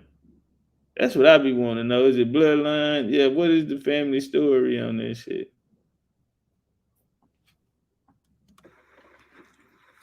Yes. That's the last. All right. Last question. Yes, sir. I know what you mentioned two terms, black Masons and white Masons. What caused that reference to resolve? Can you explain that a little bit? Okay. Well, I'll put it this way: is the when the Masons of the Revolutionary period designed the documents, which are the foundation of this country. In fact, there were 13 of the 39 men who created the Constitution were Masons. The first country in the world to have a constitution is the United States. And the idea came from the fact that Masonry was run by Anderson's Constitution. And many of the elements in the U.S. Constitution duplicate what's in Anderson's Constitution. That's the part I wanted. For the people who just coming in, I want y'all to listen to this. Because one thing BCU gonna do, we gonna beat that colonization about you. You know, nigga, fuck, man, that white supremacy shit, that shit sound cool. All these hoes practicing the form of it, yeah, that. Yeah. But I mean, you can't even say that now. Because, see, white supremacy mean all niggas suffer from the, you feel me? And that's not the case. So I don't know if you can call it white supremacy. You feel me? White supremacy don't exist, bro. Because right now, today, the shit that's happening to you can say a white man, but it's niggas doing it too. Your vice president a nigga. The last president for the last 8 years was a nigga. Him and his wife and kids. Shit crazy, bro. It ain't no white supremacy, bro. What the hell is wrong with niggas in 2022? It ain't never been no white supremacy. It always been a nigga working side by side with these hoes. You had black presidents all the way through the 20th century, all the way up to the 20th century. Niggas was presidents. They told you they was a white boy. Come on, man. This shit crazy. Nigga tell you anything. And if you just now hearing shit now, because if you come back in the 20th century, bro, like when did they start changing? I might come out here and do that. I started on a new lecture last night. I need to chill, but I think it's good. I just had some shit on my mind, so I had to start putting it down. I got like 11 slides on it. I had to just start working. some shit that was on my mind I wanted to talk about. But let's walk. Masons. The first country in the world to have a constitution is the United States. And the idea came from the fact that Masonry was run by Anderson's Constitution. And many of the elements in the U.S. Constitution duplicate what's in Anderson's Constitution. But the what we call America's original sin, not just slavery, but the discrimination that slavery caused. Though our tenets say that in the country that all men are created equal, the government didn't practice that. And though Freemasonry is an organization itself which states that all men are brothers, so we only deal with each other based on what's in our hearts. In those days, Masonry didn't do that. So there was discrimination. There were whites who didn't allow their interaction. My co-author wrote a piece several years ago called Two Faces, one public and one private. Hey, let me ask y'all a question, bro. Cause I know it get a little tricky. What's up with it? It'll turn up one time. Get a little tricky, right? Because they always tell you, you know, the white Masons. Niggas got it from the white Masons, right? Somebody asked this question. So was Prince Hall the highest form? I don't know if I want to wait till, you know, my lecture to say this, but I'll say this part.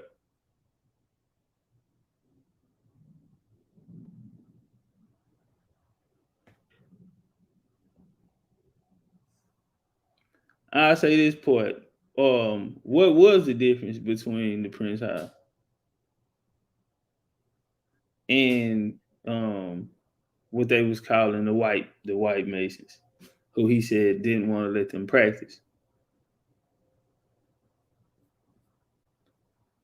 I think that's something that I want to focus on, because is there a difference between Prince Hall fucking right? It's a difference.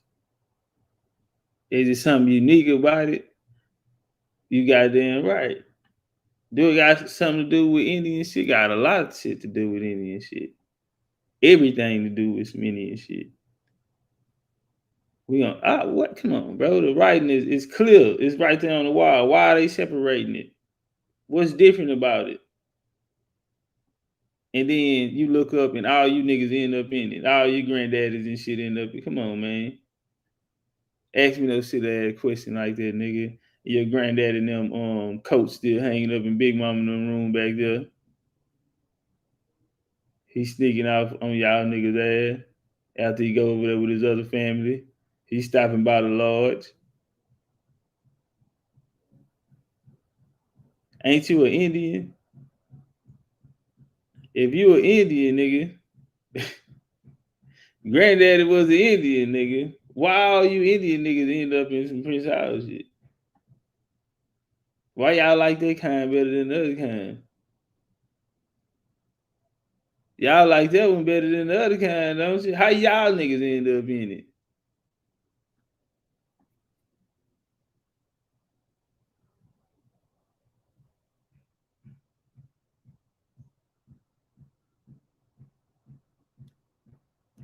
And what was pointed out is that there have always been white Masons who work with and help Black Masons move forward. Let's clean that part up too. Who the white Masons they talking about? The Europeans. They ain't talking about no white boys. See, you had an old way and you had a new way. It was a time, I always tell y'all, where the reset happened and then everything flipped. And when it was flipping, what came after that flip, this Masonry, everything about this US shit. Who put all that shit together? These niggas. They had already had a form, but you had niggas about to leave and break off and go do their own thing. They took everything with them. The sciences, everything, they took it with them. And, you know, niggas can be mad at me, but the more and more I read the story, I be like, because I be just picturing myself like there in that time. You know what I'm saying? Like, whatever happened, it was a group of niggas who sat down and agreed on coming together, bro, and putting a plate in motion. And it works for them, bro. You see them start out small. Them niggas had small armies, bro. That shit went that many of them niggas, bro. It went that many. And see what brought them together through networking. It was networking. See, they didn't come together in the beginning. It was networking. You had all the competition, you had all the bullshit, you had all that shit there going. And shit started coming together. And then they got put in a situation where they had to come together. And they ran their move, man. They went for their move, and she worked. Regular niggas, bro. These wasn't nothing spectacular about these niggas. First out, these little niggas ain't nothing but 20, 21 years old. That's the first thing I want to point out. A 20, 21-year-old white boy ain't shit. Come on, man. Nigga ain't figured out shit. 20, 21-year-old nigga, though. An Indian? Shit. That nigga been grown. Yeah, that nigga know more than a nigga that's 80 years old. If you let him tell it. But far as what niggas ambition and drive and man say, these little niggas though, my point to it.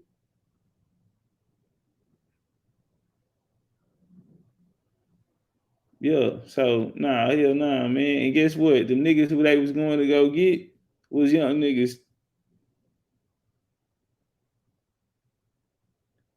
And so when you look up at the United States and today, who they always trying to get, they always trying to go get the young niggas.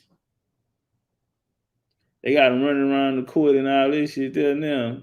NCAA, they winning. They went and sold all this shit up, getting all of that money, working these young niggas. Sending that right out to the army. My old man went to the army. He was 20 years old. Same age as them niggas who putting together the United States. Like a motherfucker, bro. These niggas ain't did nothing spectacular, man. All they did was goddamn came together, created a plan, bro, and was for real. You feel me? That's what happened. Is just results of when you for real. Niggas was for real on both sides. But nigga went for their move, bro, and they had more, it came out on top. Now the part with the trickery and somebody coming writing over the story, well, we know that happened. When did that start happening? In the 20th century. When they created this new reality for niggas.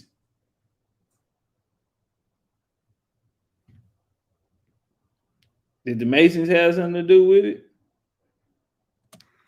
But at the same time, there have always been white Masons who did everything they could to prevent us from moving anywhere and who denied our legitimacy as such, right? So that's internal politics. So in America, as opposed to anywhere else in the world, what's called Prince Hall Freemasonry is talked about as Black Freemasonry or African-American Freemasonry. But the truth of the matter is both groups practice the exact same thing. Both groups do. But again, the legacy of racism and discrimination is still with us. There are, of the 50 states in the country, there are 8 Grand Lodge of white Masons, primarily in the South, who don't recognize Black Freemasonry as a legitimate fraternal organization. Therefore, when we talk, we have to talk about white Masonry and Black Masonry when we bring up those circumstances. Okay? Well, thank you very much. Appreciate you, Skull. Good shit.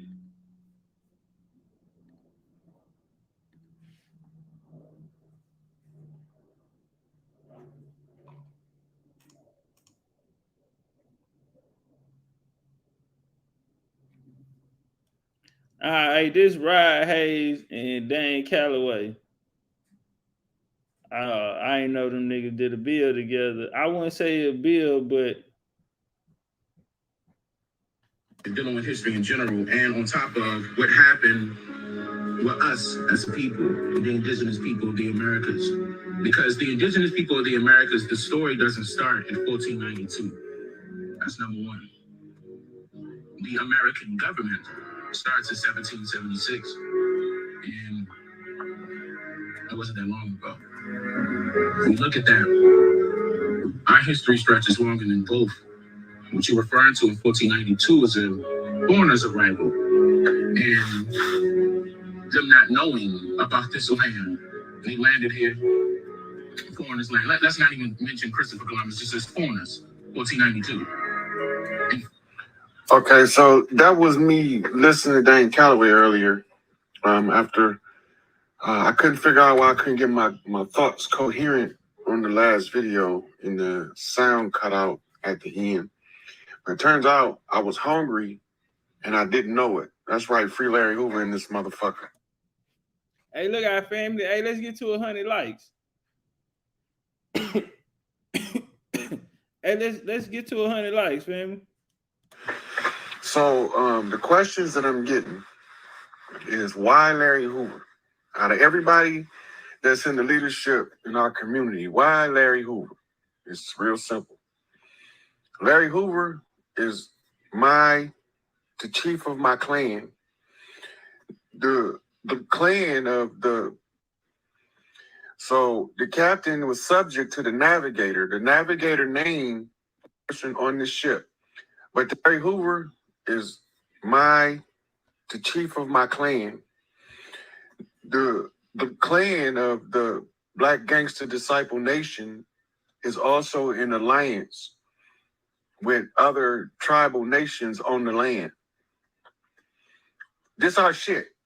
We just heard Dane Calloway talking about our condition, and when this shit started around 1492, and he said, fuck talking about Columbus. Columbus is the code, and Colombo is the key. Columbus was the investigator, and Colombo, the TV show, is the keys to what the fuck he was doing. So Columbus was the investigator, and he was taking instruction from a navigator. The navigator was the most powerful person on the ship, but they tell you that it was a captain of the ship. That's the person running the ship. Now, if you understand military, you know that in order to have a captain, the captain have to be subject to the person that granted him the title called captain. So the captain was subject to the navigator. The navigator name on Columbus's ship was Pietro del Negro, when they translate as Peter the Black. Now, remember, we need to get a message to Dane Calloway that he need to talk about the indigenous ancestry of King Hoover for the people. He is our national, which include all of the federations of tribes, grid. That's why he's so harsh when he be talking to them people, because they give him so much shit. And he right, been right, gonna be right. We was already here. We didn't come on ships. So we as a people have no centralized focus for our power, so we can harness it, we can use it, and we can exercise our galactic right to call in our elders from the stars to come in and clean this motherfucker up. Now, earlier I was explaining on the receipts why they wasn't coming in like the movie Independence Day with Will Smith and just blast the White House. The government has capitulated, but the people haven't waken up. This is why you haven't seen worse than the storms and the earthquakes. Now, the magic of our people is concealed in our dances. And right now, if you want to unleash the animals, you have to have the children do the dance called the Hokey Pokey and tell them that they're doing it to clean up Mother Earth. Shout out to the homie Eric Watkins, goddamn. With a 3 from the top of the key. Appreciate that love. We don't get too much love over here, family.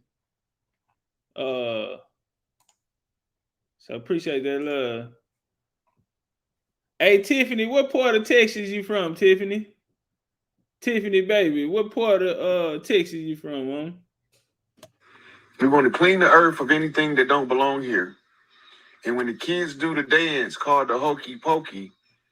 Time out, bro. What the hell is going on? I know I'm on this good weed. I know I'm on this Zaza.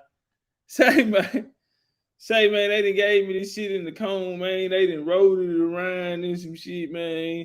Yeah, man. They done rolled it around, man. They got me smoking some, this shit, some alien shit. Shit they got from Mars. Nigga brought this shit back from Mars from me.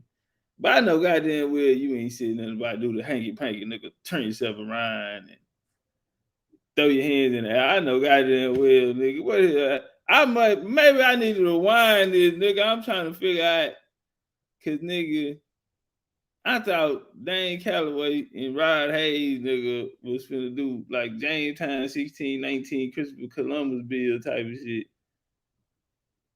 I'm trying to figure out what the hell, how did Humpty Dumpty end up. What? Yeah, I'm trying to figure out how Humpty Dumpty ended up in 1492. Y'all niggas throw that. I'm on this good dope too. Hell nah, I'm on this good dope too. Let me make sure I ain't tripping. It is a conjure that's been taught to us for many years, so we would know at this time how to use it. And this is why that Piper reference is so fearful to him. Because the person that can put the puzzle together can tell you what your magic is, and then we can run these motherfuckers out of here without pulling a single bullet. You don't have to call to nobody if you don't want to. It's not about getting the government to do anything, because the government is already not here no more. Y'all just following the stage show that your enemy have in play, because they don't believe that we gonna ever come together under no circumstances behind no one motherfucker. Especially after they dirty up his name, dirty up the name of his people, like they did Malik Angel Bay, like they did Dick Tukey, like they did T. Rogers, and the list goes on. So let me explain a little bit again about how we got here. I want to do a long, drawn-out discourse on it because I got a 3-part series on that on my Facebook page for those who want to double back. Just put in how did we get here, and then it'll pop up. Or you could put in one of them is how did we get here? Slavery never existed. Another one is exactly what is a satanic Jew. So I'm going to go over a little bit of what's going on so y'all can get it. The people that came over here darker than me, but they call themselves the white man because they're the attackers in the Conjure Wars. If you go back to your history of ancient Egypt, you'll find that that's the home of chess. Well, chess was created by somebody called Thoth, and it was brought to the 3D world based off a 5th dimensional game of the gods, where they play every board game you can think of is one of the games in the game of the gods. They gave it to us in board games so we can learn it, so somebody can come along and figure it out and tell us what the fuck it is. That's a post I did on my page. If you look up the word Plutarchy, go to on Facebook, then you go to post, and then Nah, Tiffany, I know who you is. I did. I remember you from there. I seen you. I seen you around there. I don't think we chopped it up though, but I know who you is.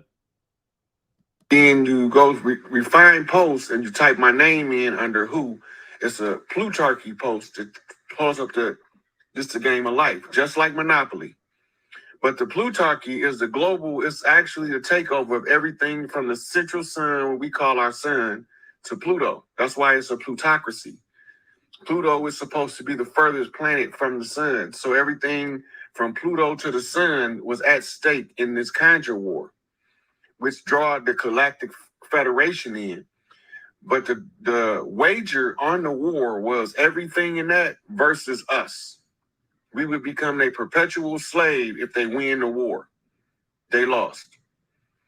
They put us, the kind of war is predicated up on what they call the schizophrenic mind of a god.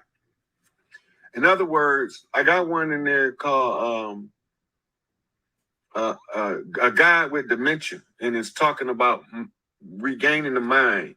So you automatically know where everything go when you're born. They have to scramble your worldview so that you don't know where none of it go no more. And none of them could figure it out. Well, nobody would never give me the okay over all of the lifetimes that we've been going through this shit for the last, what we were considering linear time, 2,000 years. They wouldn't let me play in the game. They wouldn't let me take the shot at the title. They didn't want me doing it because I'm going to make every motherfucker from the king to the peasant and everybody in the middle bump straight. Nah. He don't have a channel. I think he just got a Facebook. I don't know it though. So if somebody out there know how to find Rob, I don't know how to find the nigga. I want to do a show with him though.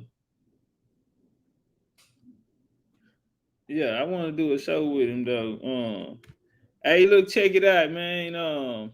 Man, my homegirl went to Sedona, Arizona.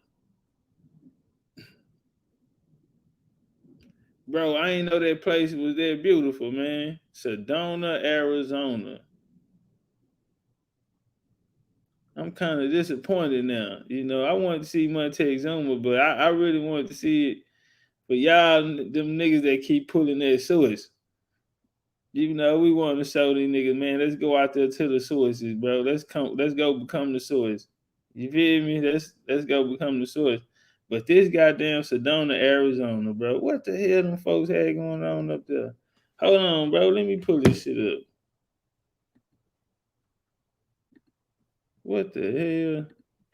Y'all know they got a Sedona on Mars, huh?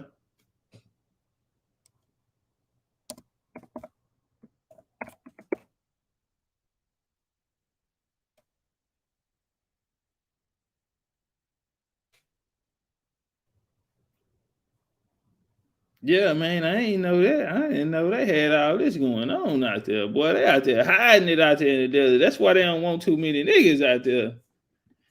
They be telling me, ooh, it's too hot out there. They already got you niggas drinking that nasty water. Ooh, that water, boy. I'm scared of that water.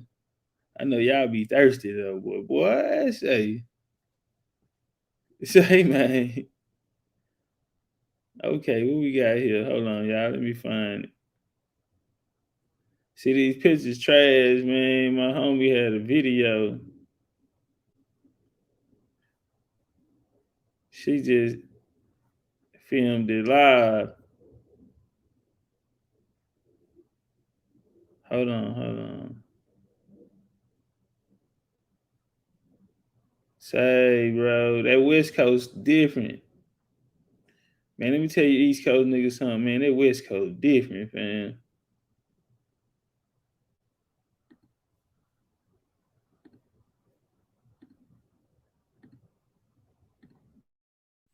Man, that West Coast different. Hold on, y'all. Let's get into this. Man, shout out to the homie, Spody Boy, man. Shout out to the homie Spody Boy, man. Representing goddamn that Florida. He coming out to Florida car, goddamn. Shout out to the homie Spody, man. Spody gonna be out there in the A. He popping out with us. That part. Man, let's get this Sedona up, bro. That video, man, it's hard in person. And she got a I can't think of what tribe that they from. I think Navajo, bro. And when you see her, niggas will call her African American or black. Nigga, straight Navajo Indian. She out of Vegas. Man, they out there in Sedona, bro. That shit there look amazing.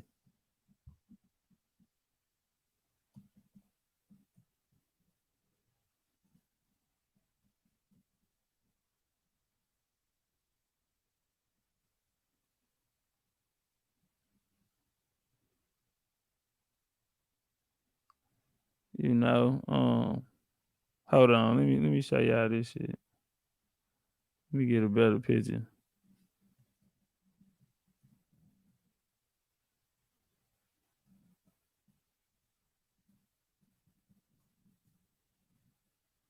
What we doing with it?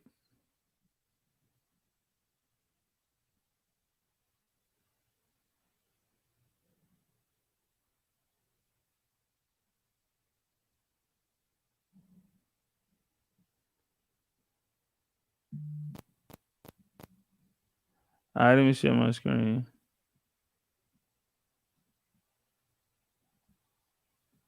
All right, bro, y'all ain't tell me Sedona look like this here, man. Look at this shit.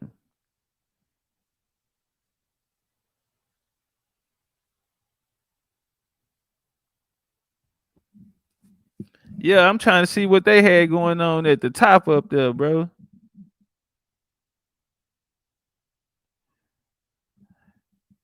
Like from the ground level, bro, that shit that's so high, and it look like it's so high up in the sky, bro. I'm trying to see, can you go up there? Is it a way you can go up there or something? Man, you go through that West Coast different, bro. See, we come from down here, man, where all these trees at, man. Ain't nothing but trees around this motherfucker. You know what I'm saying? Rich soil, shit like that. Good agriculture, man. Then we got the streams and all of that shit that are going through there. Niggas don't even understand. Our people made a lot of them hoes, bro. Nigga was building them hoes back then, bro. That's how nigga kept the food. That's how growing up in the South, you got the food growing in the goddamn backyard. Crawfish hoes and shit like that. Nigga grew up crawfish hoes. Niggas grow crawfish hoes in the ditch. That's back then when they built homes with ditches in them. They don't even do that shit no more. But when they was building them hoes with the ditches in them back in the game, nigga had crawfish hoes grow right there in your ditch.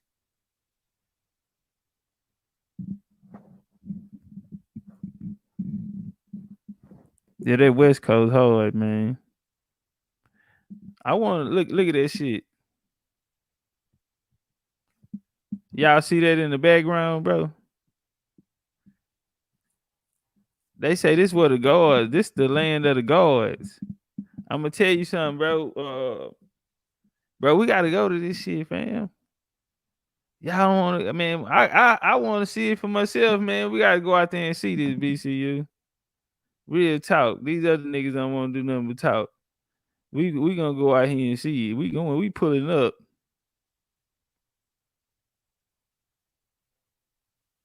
They done pull the bikes out. They go to Leak. To Leak can bring the electric scooters out on some shit like this. Look at that shit in the background, bro. Look how that shit look. That West Coast different, man. That shit hit different.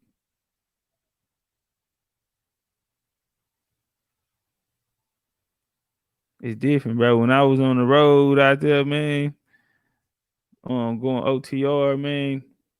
See, like I've been to Utah, like they be talking about Utah and all of that. Like I seen that shit. I seen the Dakotas, cowboy territory, man, coming across the plains and shit. Like I felt it. I felt it. You know what I'm saying? I hit the mountains in Arizona, man. That was the backways, man. Them Indians come up out of there, man. Shout out to them Choctaws, man. Motherfucking Chickasaw, them Creek Indians, Cherokees coming out of Arizona, man. I mean, coming out of Arkansas. Osage coming out of Arkansas, man.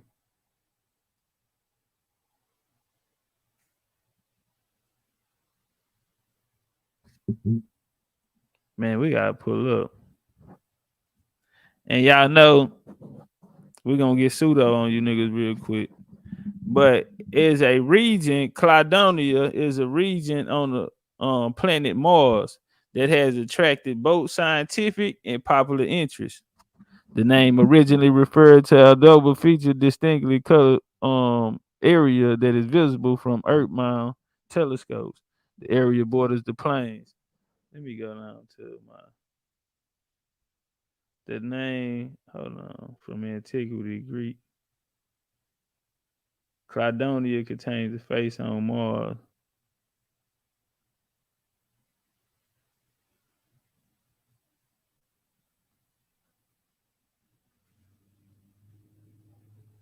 All right, here go a better picture.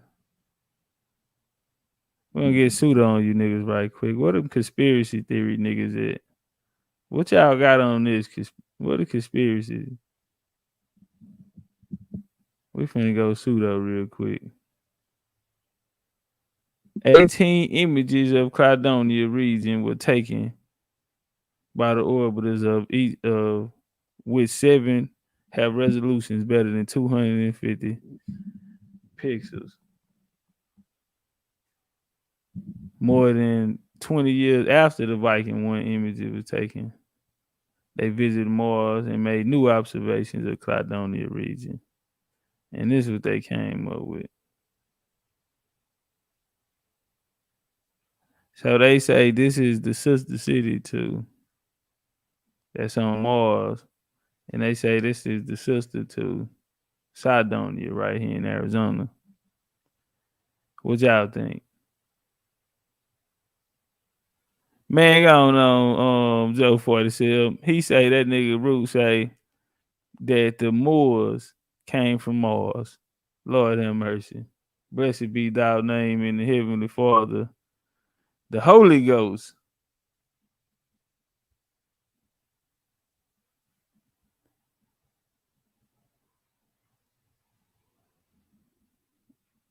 The Moors come from Mars, nigga.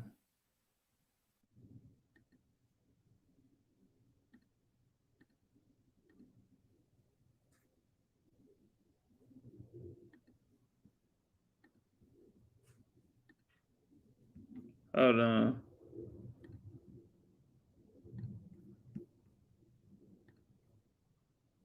What time it is?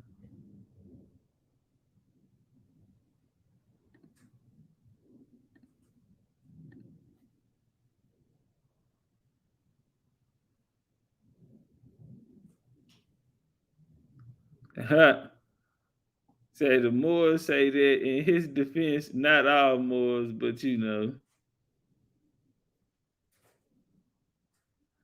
Tree, that nigga somewhere smoking crack rock. Where you think he is? Stealing radio, breaking in cars and shit. Getting locked up for the weekend and shit. You know what I'm saying? You know that nigga still to the same old. They got 12 trespassing cases. You know how that nigga do it.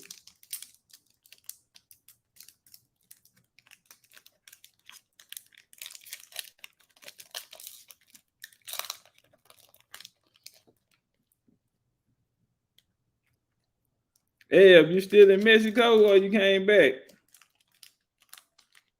Eb, you in Mexico or you came back to reality?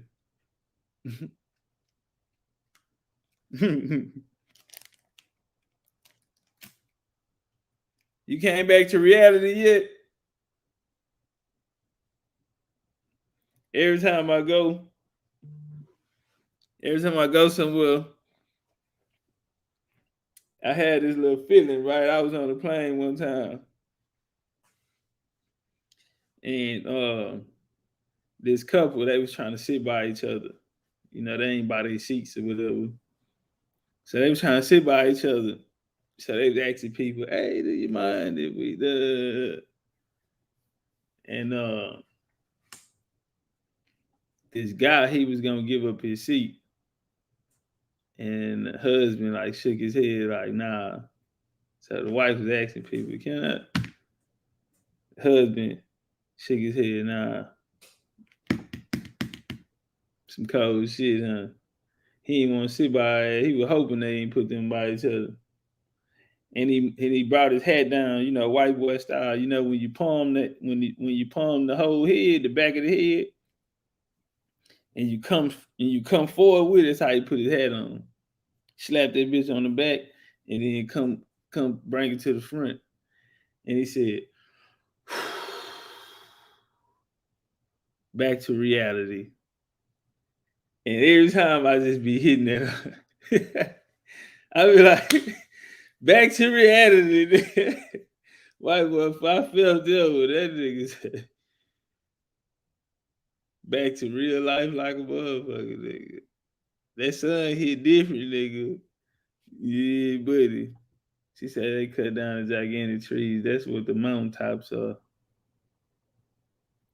Those are from big trees. The mountains. I think somebody sent me something like that, huh? I can't remember. I think I don't know. It was somebody on at the trap the other day that was saying something like that about some trees or something. Well, if they cut them off, where the hell them hoes fell to? Where they fell at? It was a big motherfucker. What a motherfucker, boy. That bitch, that gonna kill a lot of niggas. I wonder where that bitch fell.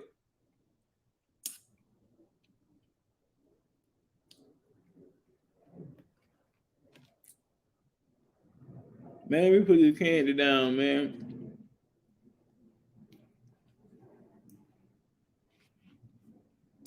I need to go get me some real food. I'm sitting there eating candy.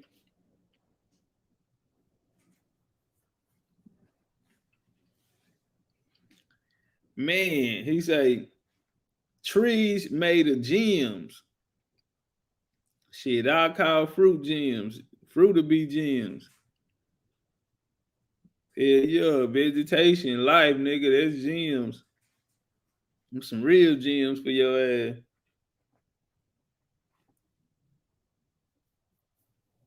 The tree of life, nigga. What? I seen earlier Deal brought up Moab. I think we should go. I think we should pull up on Moab. I think we can do that next year.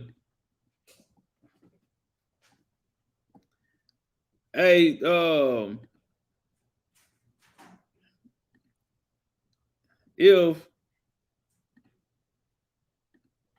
if we do a trip out there, see, we need to get all these cause we gonna go put us we're gonna go check out all these places these niggas be talking about. I wouldn't mind pulling up on them. Is weed legal in Utah? Do they have dispensaries in Utah? All right, appreciate you, Sister Run. I'm definitely gonna check it out. I've been hearing too many people talk about these big trees. Yeah, I want to check it out. Cause I mean, you look up there, it's like first thing you like, did somebody live there? And if ain't nobody live there, then what the what the hell was that used for? Like, why would that look like that?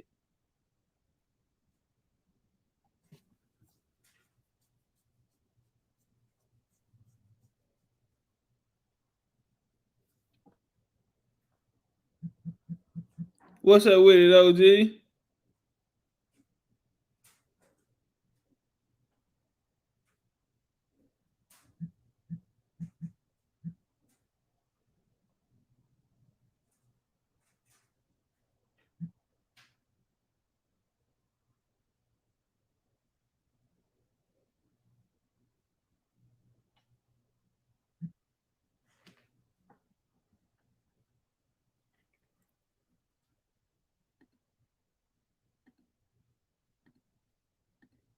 All right, man. I'm finna get my ass up out of here, man. I'm finna make a move.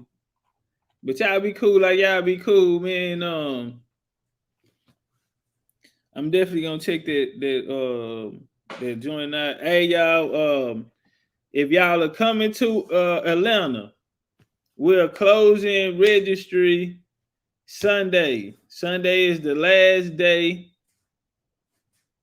Sunday is the last day. Hold on, y'all. Hold on, y'all, before we leave. Hold on for y'all leave. We're gonna do this. Cause I might stay.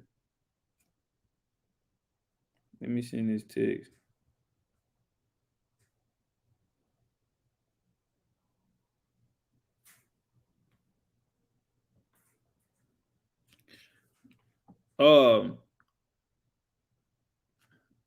Sunday, family, if you're coming to Atlanta with us, all right. If you are coming to Atlanta with us, make sure that you register. Can somebody drop the link down there, the registration link? Can you make sure that you register over on BigChiefUniversity.com? Well, on the app, my bad. Wherever they got it at, or somebody drop it in here. But you need to register because we're doing different things and we have shit planned and we need to know how many people it is so we can make sure that we take care of everybody. You feel me? So, look at Sylvia say, DoorDash. I hate them bitches. I'm going to tell you what they did to me. First off, I kept shout out to Sister Rhonda and them, Cousin Junior and them, Ohio. We went out there for Ohio. They gave me no, you good, Chief of Chief. Nah. You already registered. Now it's just everybody ain't registered yet. So we just we gonna close it down Sunday and we just gonna go with whoever we have on the list. Right now we got, we have a number right now, so okay, shit, the airport. They move fast out there though. That airport, they move fast out there.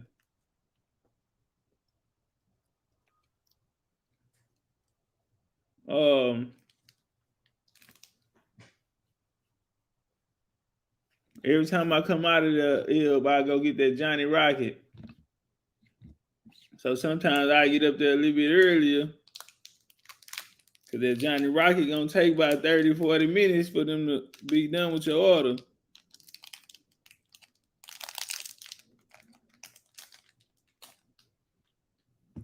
When I was in Arizona, I ended up going to Johnny Rockets in there. They had they got a casino out there. Man, I can't even remember them Indians, bro. I got the footage. I got the Arizona footage, bro. I gotta put it together. I gotta get this Ohio footage up out of there, man. I can't get it out of my phone. I'm gonna try to put it on my computer, bro, and try to edit it from there. Cause I edited it up on my phone, and I'm like, all right, I'm ready to go. But I'm gonna try to do it on my computer, man, because this shit is crazy. Oh yeah. They gonna put the telegram together. Oh, Elle say she ready to come home. Oh, you crazy? That sun hit different out there.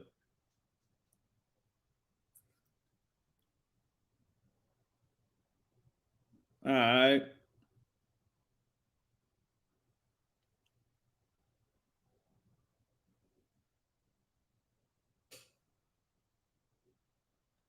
All right. So yeah. So if you are coming out to what's they called?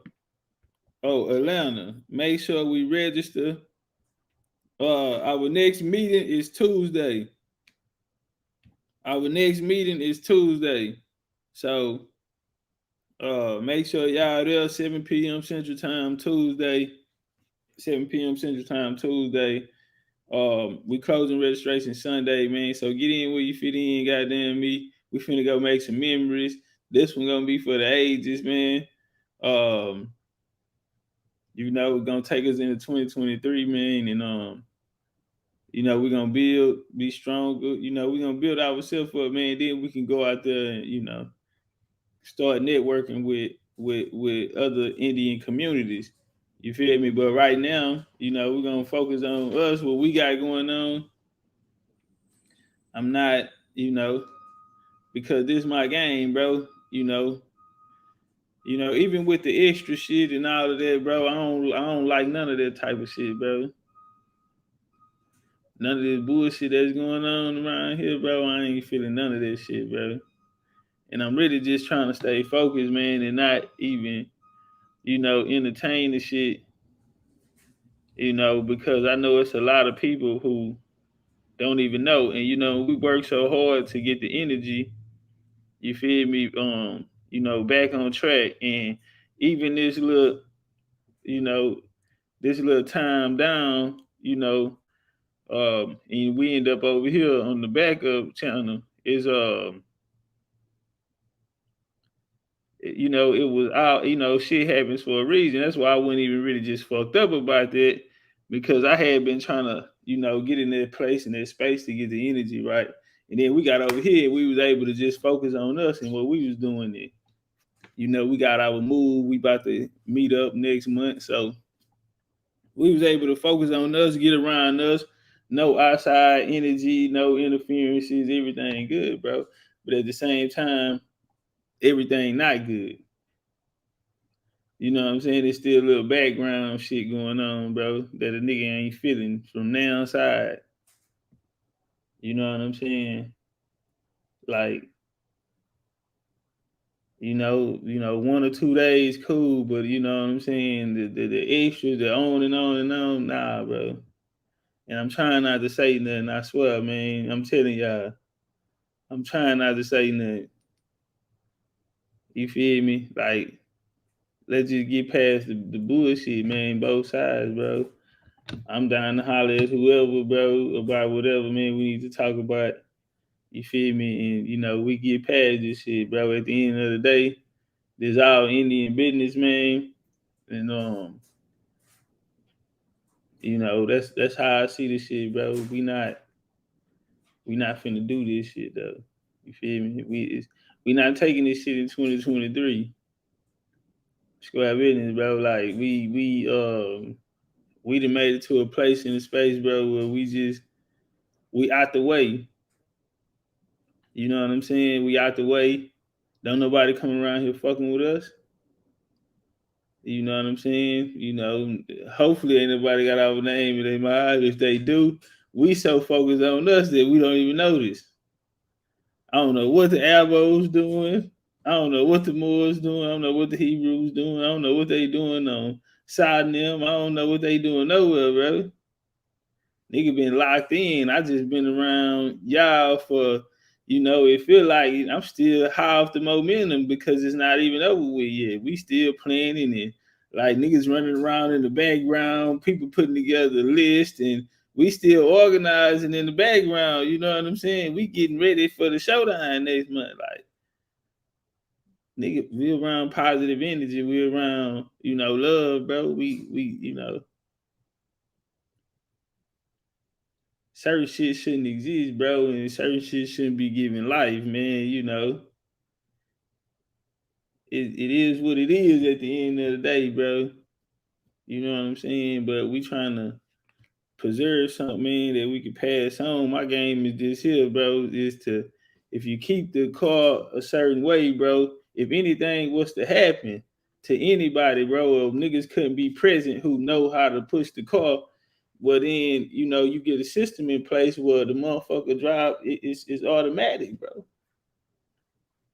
That way, when the next generation come, bro, they only gonna do what they seen the niggas before them do, bro. And that's my biggest thing on it. Like, it ain't no examples of shit that really work out there. You feel me? It ain't no example. So what niggas have to go off of? We gonna end up with these FBA ass niggas telling our story for as the Americans or niggas in the bro. Nigga, we fought too hard for this shit, bro, just to get to where we at. Certain shit, the board is, it's a certain way the board have to move when we on the motherfucker, bro. And we not even that big yet. But niggas ain't coming down these back ways, man. Niggas ain't turning down these, you know what I'm saying? So it's we worked for that though. We earned it, man. Ain't nobody finna come fuck with us over here. They know we over here. They not turning down. They ain't turning down these corners, bro. And we don't have no rivalries. We ain't, you know what I'm saying? These niggas gonna feel how they want to feel their life. You know what I'm saying? Maybe more than we, but it is what it is. Because we don't give a fuck. Because what I'm trying to show niggas is, as long as we got each other, we don't need no motherfucking body else. And what's gonna hurt niggas the worst is when we self-sufficient. We don't need no support. We don't need nobody else. We don't need nobody to come here our shit. We don't need nobody to come around here. We building up something for us. We ain't gotta leave outside of this motherfucker. All the shit that make us happy, or have us interested in this shit, or that we standing on, nigga, you can get it right here amongst us. You know what I'm saying? And we know each other, and we pop out, and we done hugged each other's neck, and we done ate together, and we done laughed together, and we done balled out, and we got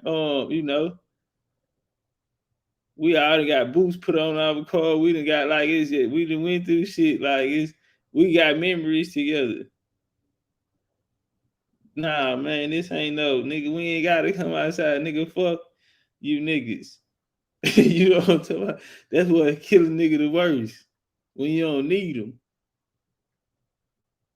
You know what I'm saying? We gonna build it up. We ain't gonna need no motherfucking system. We ain't gonna need none of this shit, bro. Everything we need gonna be in-house. And the network gonna be crazy, nigga. You know how many motherfucking states and cities we touching right now, nigga? We ain't even big yet. We little niggas. We ain't even started. The connect game gonna be stupid. Anything you want, everything you want to go, because when we get there, once we start putting our flag in the motherfucking dirt, nigga, we gonna set up shop. And we gonna create a system where everything going. That's what I'm saying about the business hub.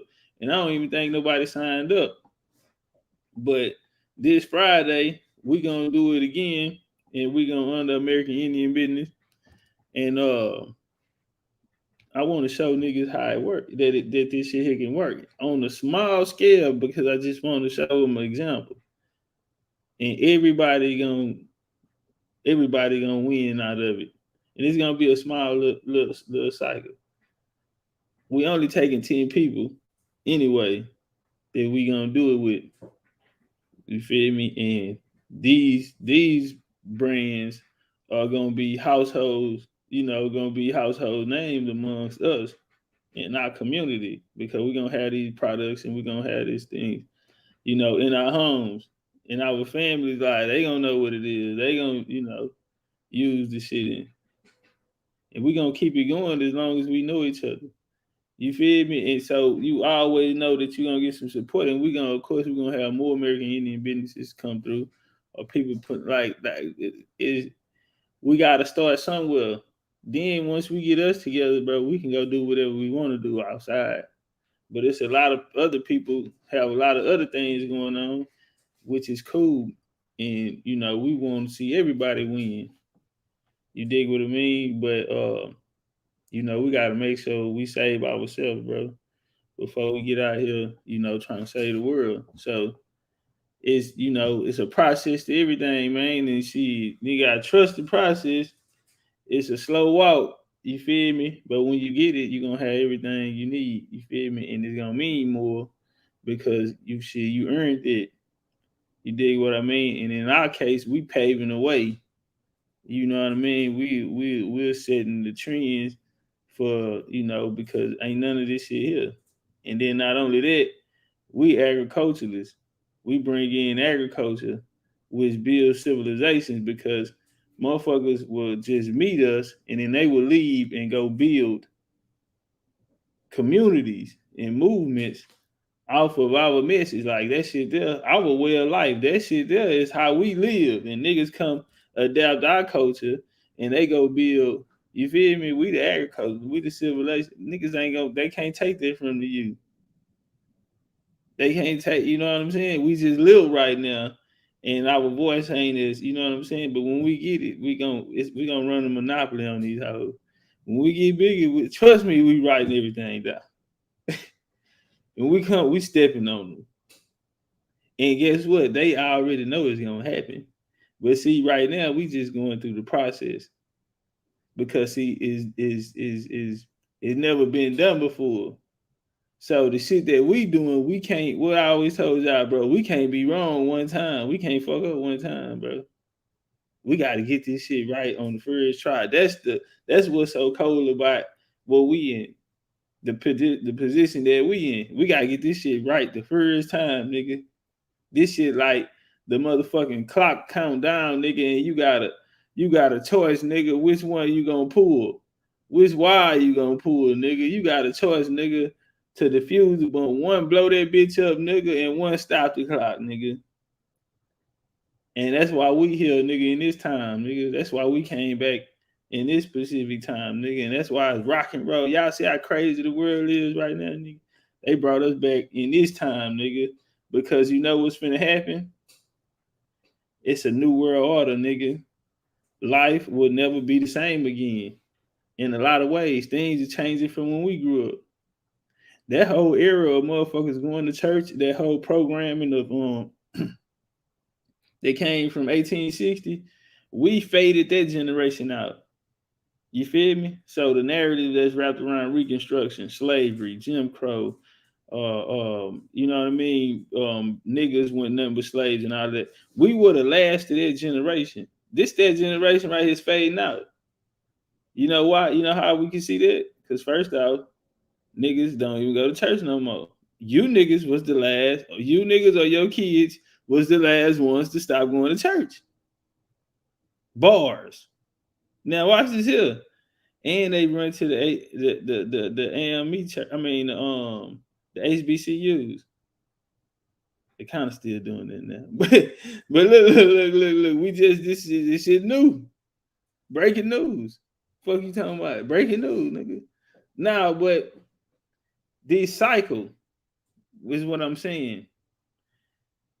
And a lot of our culture is wrapped up in it because it was created to cater, you know, to our culture, right? So, but my point to it is we are the last ones that went through that reality. And so what's about to take place now, since we had that understanding and we also are here present doing the reset. You feel me? So we the last ones to see Big Mama, the era of Big Mamas, the old spirits, the old connections, aka nigga what the roots. Cause they finna cut niggas out from the roots. Finna separate you from the roots, nigga. We the last ones. Guess what our message is, family, to genealogy.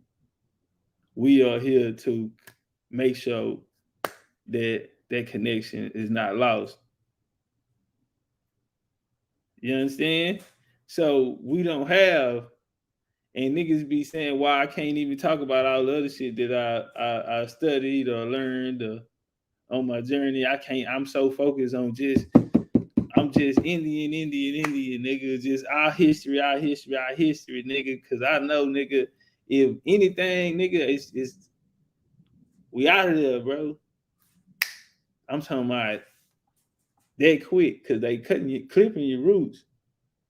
Ain't no more Big Mamas coming, bro. That culture is gone. It's not being preserved. You don't even understand that it's yours. The niggas is gonna be out of there. We that last, yeah. Now it's important to me though, bro. And you know, that's why we here. You know, you know, that's why that's why we here, bro. And nah, we ain't got one time to fuck up, bro. And so, man, just whatever we got to do, bro, to make sure the car stay in motion, man. Even if that means, you know what I'm saying, falling back, getting all the way out the way, bro, and going to go get strong. And you know, when we ready, the world gonna know. You know what I'm saying? And we stepping on shit. Man, with that being said, man, I want to appreciate y'all for pulling up, giving me some of y'all time. Once y'all take this energy out there to the world, man, as long as we got each other, we don't need nobody else. You feel me? Hold the line. You dig what I'm saying, man? And stay strong, stay powerful, stay positive. The Indian way, the BCU way. That's my time. I'm gone.